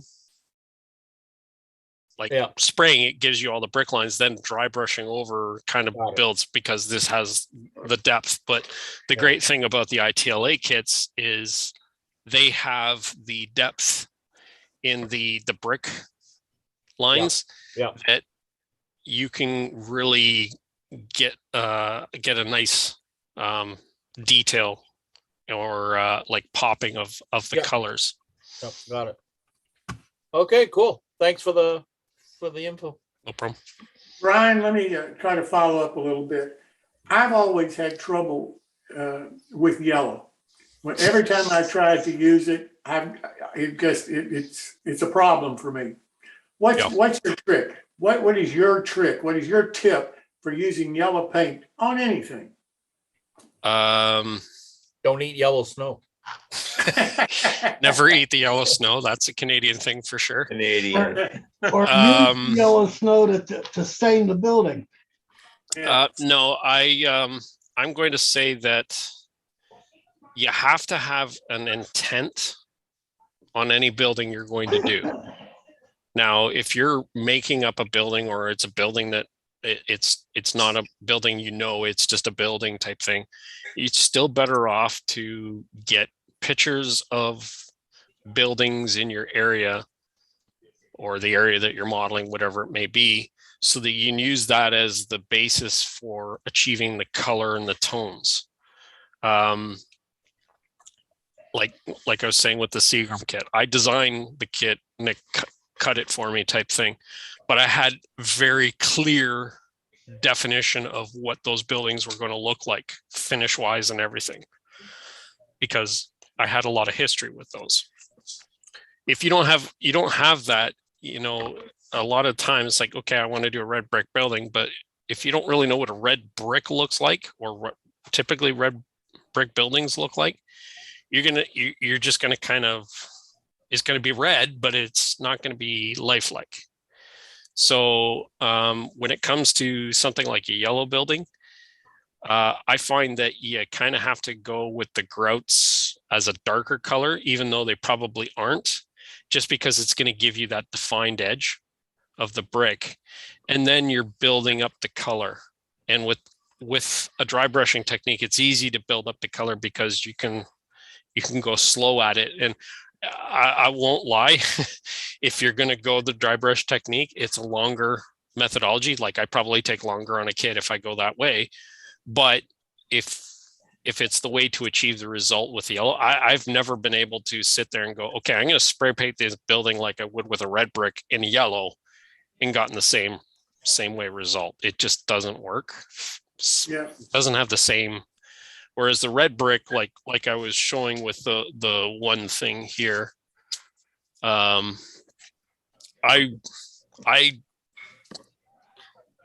was shocked how much that toned down after I had spray painted with the red oxide. I was like, okay, I'm trusting you, Nick. and he's not lying, because if you go to his website, they have a lot of stuff like this. Now, if you look closely at a lot of the models they do, it's not just red. There's a lot of oranges and stuff like that. So I think any good model is based off of somewhere there's the reality of a picture to use as your basis. Gotcha. Now, I work in an architectural industry, so I get exposure to a lot of that stuff on a daily basis. So I feel like I can probably pull a little bit out of my head, but if that's not what you're comfortable with, having those pictures and just slowly building up, maybe a dry brush technique with yellow would make more sense than a flat paint. But having said that, maybe you can try with a stain and do the washes. You just do a darker wash. That'll tone down the yellows as well. When you do your dry brushing with the yellow, do you put the brush in the full paint? I mean, Yep. you don't. I actually basically shake up the bottle, undo the top, and there's that little bit of paint in there, and I'll just kind of hold that in my hand type thing. I'll dab the brush in, then I'll have like a paper towel or something like that, and I'll just wipe it until there's not much left on it. And I'll practice on a couple things. If I haven't done it in a while, I'll practice on a couple things for a few strokes just to get my feel back, so to speak. But I'm not going to get a lot of color on the first time. And then I'm going to come back at it and I'm going to build up colors. And I found the biggest trick with doing the brick is never going horizontal or vertical following grout lines. Go on an angle, because then your brush isn't going into the grout lines. So that's probably the biggest trick I can give you on dry brush technique that I've learned, is you obviously light on the paint, but you want to go on an angle to the brick lines, because that way the brush itself doesn't go down in those grout lines and fill up with paint. Fantastic. Take your time Thank- and mask if you need to. Definitely mask if you need to. Thank you. No problem. Anybody else have any questions? I have a generic question that has to do with buildings. Because I remember when back when I was very short, the building that I was living in, it was a yellow building, a yellow brick built. Well, it was a red brick building, but it was painted yellow. How would anyone? Open this to anybody. How would you sort of like duplicate that being slightly run down, where maybe the paint might be showing some of the red brick through it and stuff like that? You might paint it red, then you might paint it yellow, like you could dry brush the yellow over, and in areas you go heavier so that you get the full paint effect.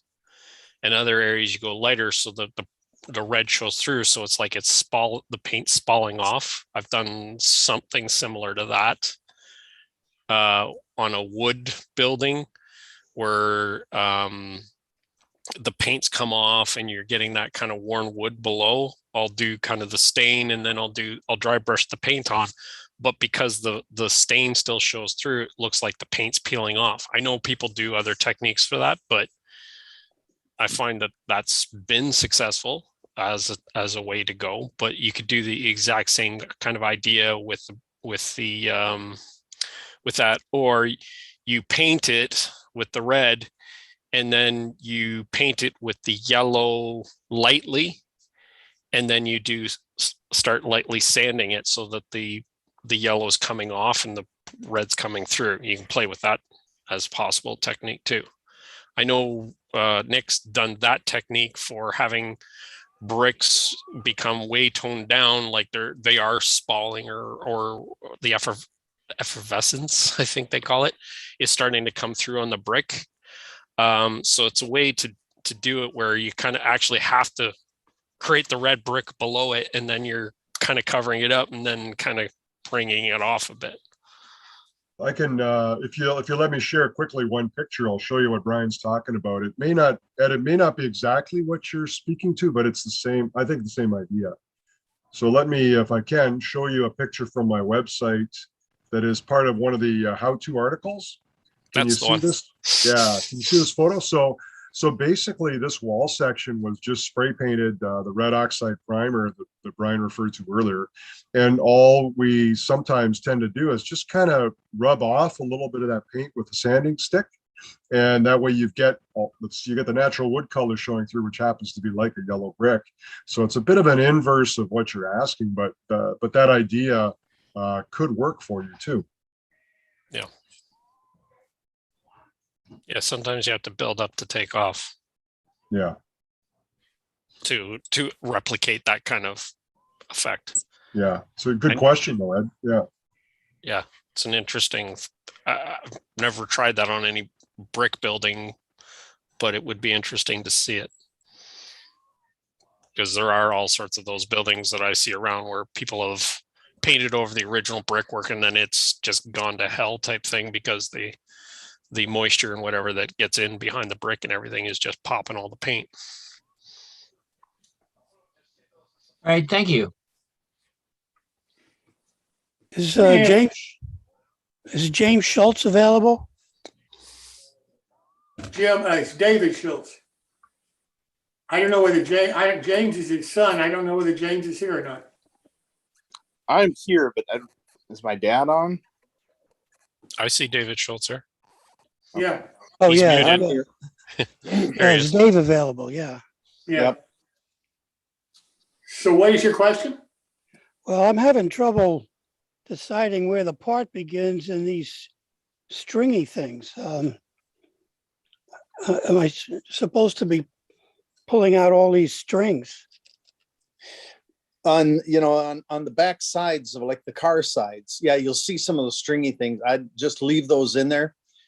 If they're sticking up, if they're interfering, you can, cut them away. But yeah, like on the backside of some of the car sides, you'll see what looks like rows of fish line, and that's just fine. As long as they're in there solid, and they usually are, they're not going to bother anything. So on the car side itself, if you got, like say, those hairs in there, you just take one of those curved blades, you go around and you can just scrape those away, or you can use the wire brush technique that I use to get rid of that looks like spider webbing on the front.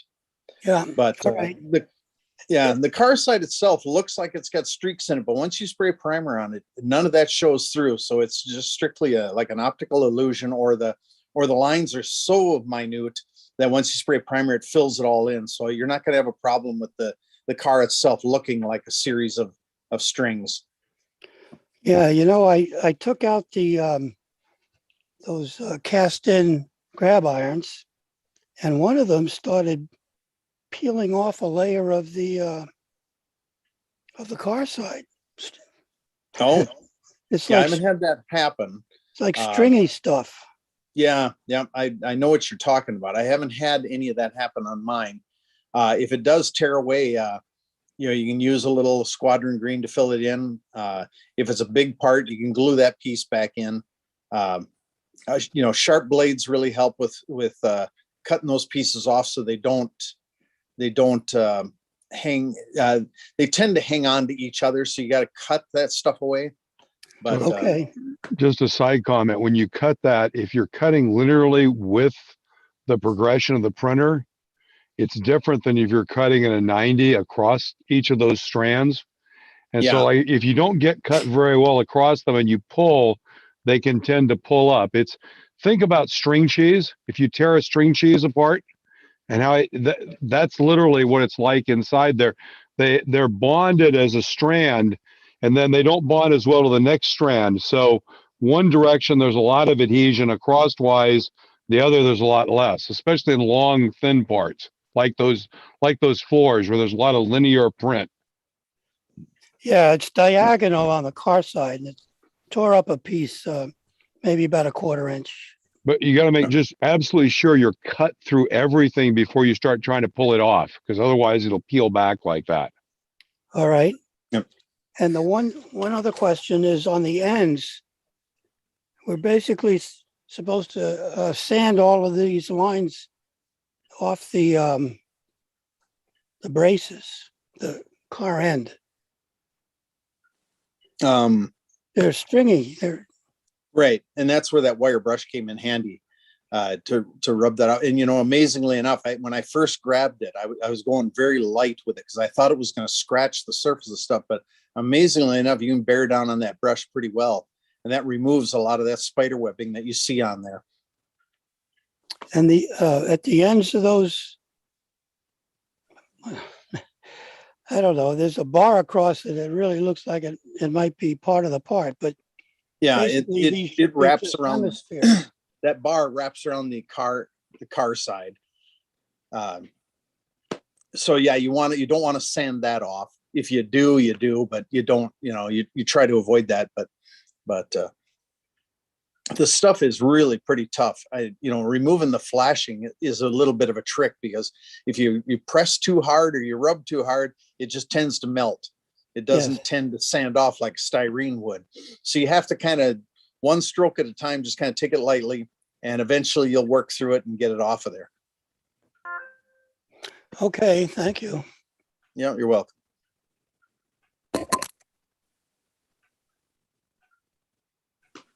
Anybody else have any questions?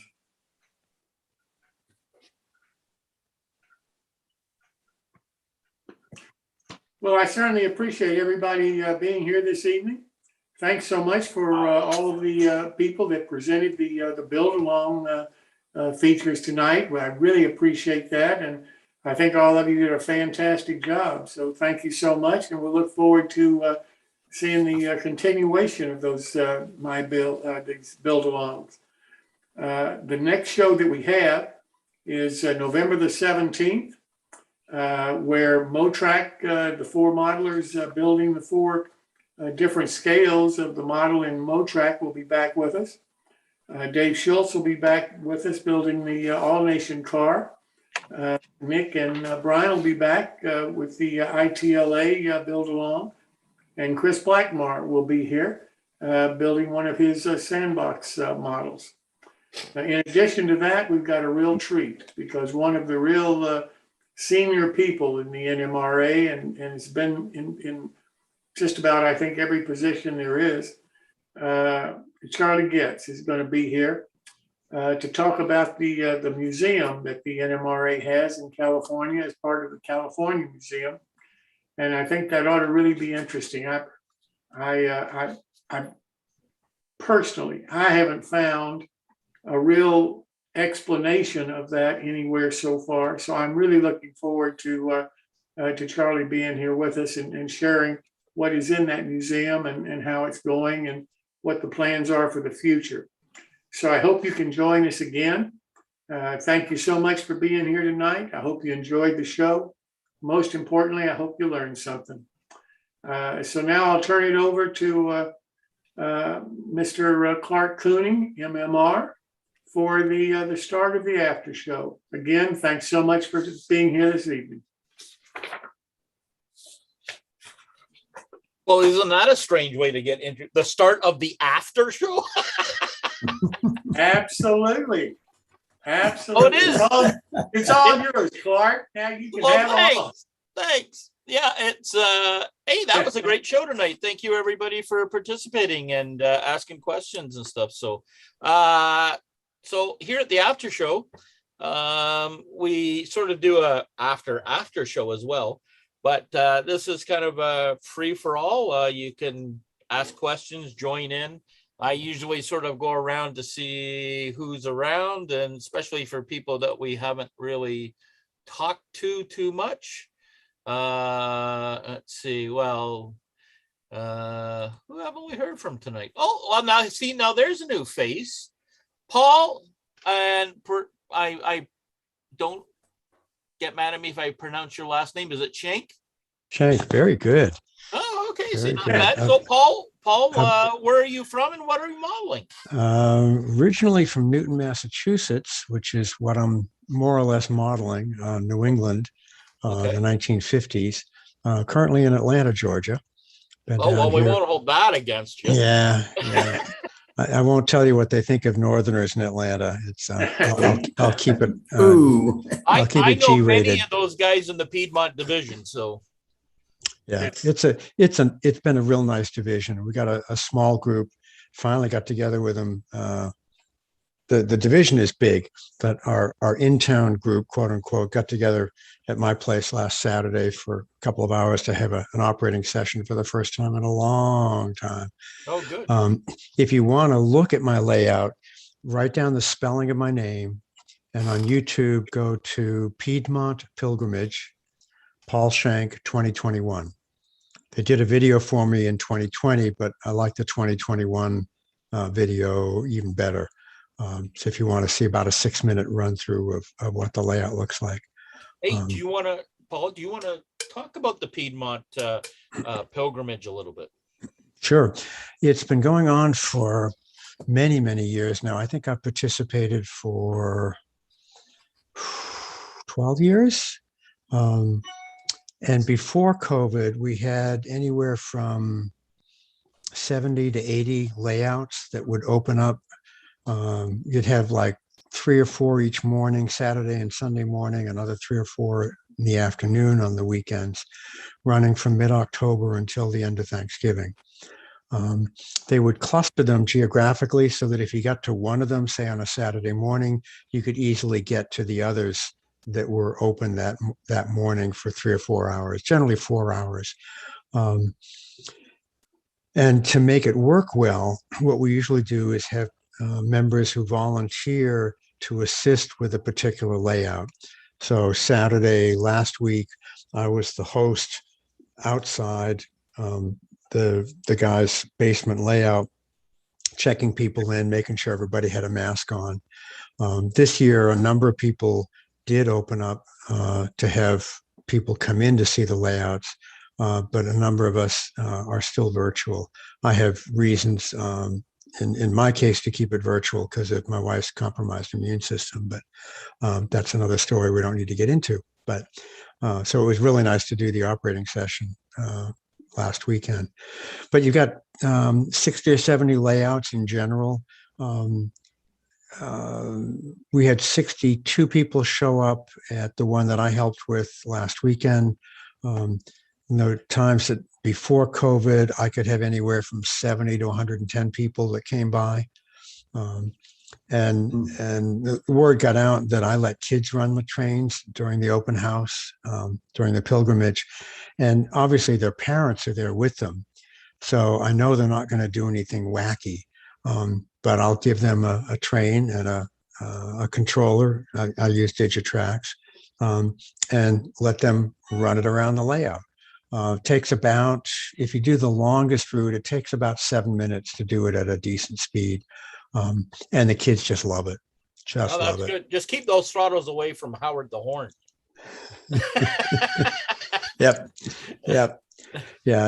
And 2 years ago, well, 3 years ago now, actually, one of the moms who was there with her son is a teenager who's fairly heavily Asperger's, and model railroading is his passion. So when he showed up and was interested, of course, I handed him a throttle, and his mom stayed with him wherever he went around the layout, which spills over into 3 rooms. And at the end, when he was done and he gave me back the throttle, he walked away to look at something, and she very sincerely thanked me for letting him run the trains for a while. And I said, look, I do this for 4 hours a year. You're his mom 24 hours a day, 365 days a year. Yeah. Thank you for what you're doing to help him. Yeah. So it's really nice, really nice. Oh, excellent. That's yeah, I've kind of participated. I've been down to Atlanta several times, and I know, as I said, many of the guys in the Piedmont division, and Peter Youngblood is a very good friend of mine, and Oh yeah, yeah, and Walt Wiles and Perry Lamb and all those guys. So yeah. but excellent group of people down there. Right now, I think the Piedmont division is one of the most active divisions in all of the NMRA, and they should be commended. So It is. I was going to join wow. you guys. I was going to join you guys a couple of Nice. weeks ago when you were doing bridges. Yep. Something got in the way, so I'm thrilled to be able to pop this one up on the screen for you. That one's about 30 inches long, 19 inches tall, double track. My dad, when he was 84 a number of years ago, helped with the trestle bends, and then I came along. Whoops, went a little too far there. That's my harbor scene. How do I get that back? if you go to one side or the other, you'll be able to find the arrow. Yeah, let me move these over. There it is. Yeah. And then I came along and added the 1200 bolts that connect all of the pieces. So lots of fun. Just for something to do. Just for something to do. And a colleague of mine spent several months, did it again, spent several months working on the waterfall and doing the fall foliage scenery there around the bridge. I'm still working on a photo backdrop to go behind it, but we're getting there. All right. So Paul, the real question is, did you put NBWs on the back side of the bridge? No. No. Good, honest response. Why would you He want to was do that honest. for? That's right. Yeah, and I still have to have the sand towers here that that stick out from the tracks with the barrel on it. Yeah. I still haven't gotten around to doing those. So here's my harbor scene. Nice. Had a lot of fun. The table that looks like it goes all the way back doesn't, and it pulls out so that you can access the 2 main lines that are in the very back by the 2 rows of buildings. Oh, okay. Lots of fun with that. Cool. Yeah. Lots of fun. I could talk all night because I have a tendency to do that. So let me stop and let somebody else have a turn. Well, if you keep talking, Jim will hook you to a full clinic later on. So Actually, I had that thought. See, there you go. There you go. It's called being hoodwinked Oh, nice, or nice. railroaded. Yes. Yeah. You'll be railroaded into it. Yeah. Yeah. I've Right, been in it Clark? now for I'm about 30 years into the hobby, 4 different houses. And this one's definitely the most conducive. As my wife said, we finally found a space for a layout that had a house attached. Yes. This is part of the main room. That's 12 by 28. And since I hung the sheetrock, I'm allowed to cut holes in it to spill it over into 2 other rooms. I hear you. Yeah. All right. Well, that's great. And don't be surprised if you get some kind of contact from Mr. Jim. Yeah. Well, I did do an article for the LD SIG journal. Okay. Layout design for this freight yard that went through a number of iterations on my basement floor until I finally came up with a configuration that worked well. So one possibility would be to do a discussion that uses some of the drawings and pictures of how it developed and what it finally does. Because you've got 3 arrival and departure tracks, 2 main lines in the front, 6 classification tracks over here, a runaround track here, and there's another runaround track that's shorter on the back 2. The drill track on the front can handle the yard switcher and 10 40-foot box cars. And you got the ice house, the ash tower, and coal tower, and the water tower, and a 8-track turntable. So I think that'd be fantastic. What do you guys think? Yep, that Sign clinched it. him up. That last thing clinched it for you being a presenter. No question in my mind. Listen, do me a favor and Yeah. drop me an email so that we can schedule a date and so forth, if you don't mind. easiest thing for me would be, let me give you my email. It's just DR and then my name, DR Paul Schenk. Hold on. DR, spell your name. Paul, Paul, Yep. SCH, N as in Nancy, K as in kind, Okay. at gmail.com. Let me read it back. DR, dog R, PAUL, SCHEK at Gmail. Need an N before the K. DR, PAUL, SCHENK. Right, at Gmail. Got it. And That's my nice. favorite South River Model Works building. That's a nice. Beautiful. I ran out of patience to keep cutting 400 grit sandpaper shingles. Got the other side done. Just couldn't get good way to myself hide to it. finish this side. And I go, what am I going to do now? And then this occurred to me. And that worked very well. So, Never thought to cheat like that before. yeah, with very small paintbrushes, because, yeah, each of the colors there are individually done. So, a lot of fun with that one. Paul, you ought to send some of your photos to Chris Corse and let him include them in the My Bill section. Sure. Section that we have. Yeah, 'Cause Chris, do me a favor and send me your email and ask for it. Because if I've got it right here in my email package, then and you've told me what you want, I can get it done right then. If I write it down on something here, some of you know what can happen to that, right? I Good believe intention. Chris is gone. Okay. All right. So let me get another Post-it note. Somebody give me his email. Somebody have Hold on. Chris's email. Hold on, I can give it to you. I think it's Rail Runner 130 or something like that. Yeah. You posted Plus, it's on the website. It's Okay. it's RailRunner 130 Okay. at yahoo.com. No. Hotmail.com. Hotmail. Okay. I've got two. I've got Hotmail and Yahoo. Okay. Paul, Martin? Yeah, I put it in the chat. got it. Okay. Yeah. Railroad Yeah, 130 Yeah, Clark at and Hotmail. Martin did that. That's Clark Runing. Okay. Cooning. That's me. I But like you're gonna Rooney send it. better. You're gonna Hey. send it. I kind of like looning too. Have you considered Well, that? Looney Cooney, that's me. Because now all I need is a pen that'll actually write on a Post-it note. No, you will never find. All right. So Well, Jim, go ahead. thank you very much, Paul, and thanks for joining in tonight. All right. Who else? What are you laughing at, Mr. Rivard? What are you working on?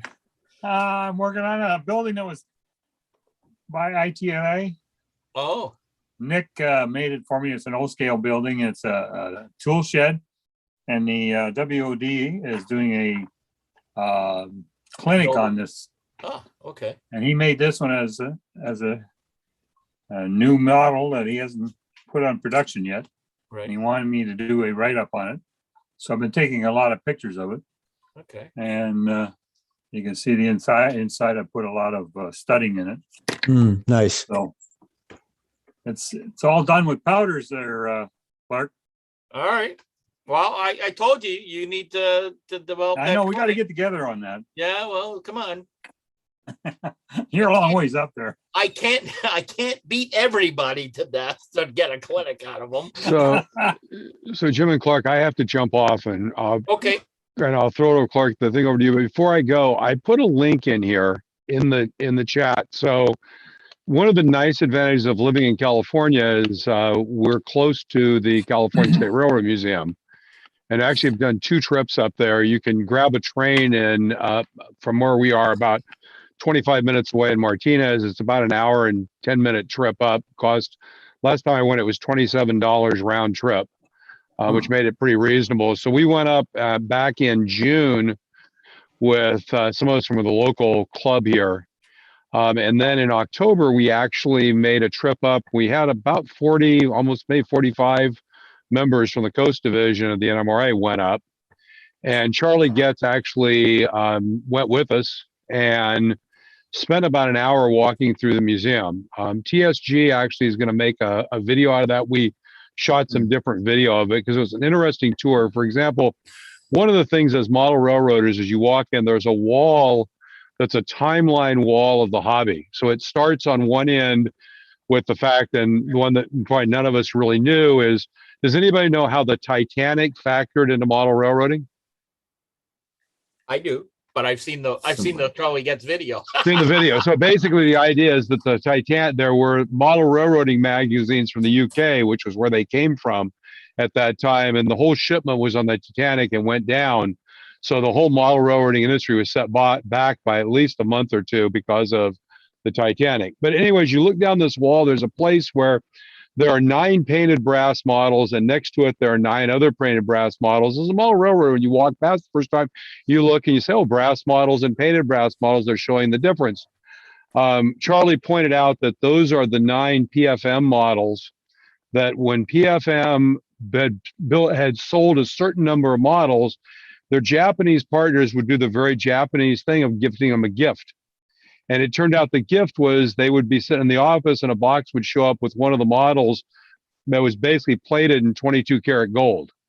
So those 9 models on the wall are the 9 PFM models that were painted in 22 karat gold. And there's $250,000 of gold plating on those 9 models. So it was actually really interesting because Charlie really was responsible for curating a lot of that. And I think it'll be really interesting as we kind of see that. But what I want to show you guys was this. So I'm gonna share this and just show you. The link is in the chat. But what we did was we made a video of the. Hang on, I got to go find it in my my memory here. Hang on, I'm just going to do it this way. It's a little easier. So let me share this screen. Yeah, I thought brass models would be expensive, but gold-plated ones? Damn. Now, why is this showing up that way? It's not. Is that right? There you Hang go. on. That's not it. Hang on. Are Oops, you? went away. Did you see the something? There it is. It was there. Okay, so I'm not going to play this really through because it's long. what I'm going to do is I'm going to pull it forward and just show you some of the things that are here. This was kind of the trip up. So this is that module, the Smuggler's Cove ON30 module or model set. And these are all shot really close on a gimbal, so you can really see all the detail. So there's this one is there. The next one is the Chama Yards, which was a PBL. You may have seen that at some trade shows. And this model, does anybody know what this is? Just let me step back here a little bit. Anybody, just curiosity, does anybody know what that is? Oh, I know what it is. Remedy? I know. Yes. San Juan. This is the original San Juan Central that all of us saw all those movies of back in the or all those books about back in the 80s. And then there's actually some pretty amazing, there's a bit of that. These were from Jim Vale's layout.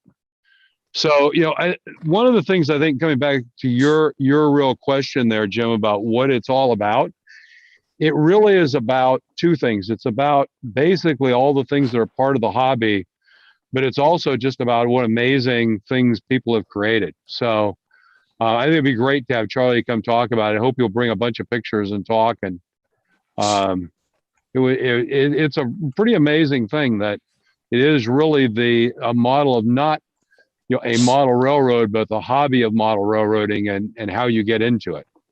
So. Yeah, that is for sure. Well, am I wrong? Is there a lot of information that's been disseminated on this? Maybe I've just missed it, but I haven't seen much information about. I haven't seen any information about it. There's been tons. It's been in the press. It's been on a lot of YouTube. People have put it out on the web. So there's lots of stuff. There's a whole Charlie and I believe the curator from the California Railroad Museum. There's about a half-an-hour video of him walking through this whole thing. I'll put that video up in the chat. I actually pulled it up here. Yeah. I don't know if you saw my little memo to you, Phil. Yes. Okay. So once you're finished, we can wrap up the live part and I can host if you'd like. Cool. I will make you the host and you can decide to turn off the live. No, you can turn off. No, you're host. I don't even know how to do it. I always stop live streaming. Okay. Yeah, just stop live stream. Whenever you want, you can stop it. All right. Well, I'm going to say good night to all those on YouTube. And hopefully you'll join us on the Zoom chat live and in person. And we're going to continue with the after show, which is the after show, because it becomes just a free for all now.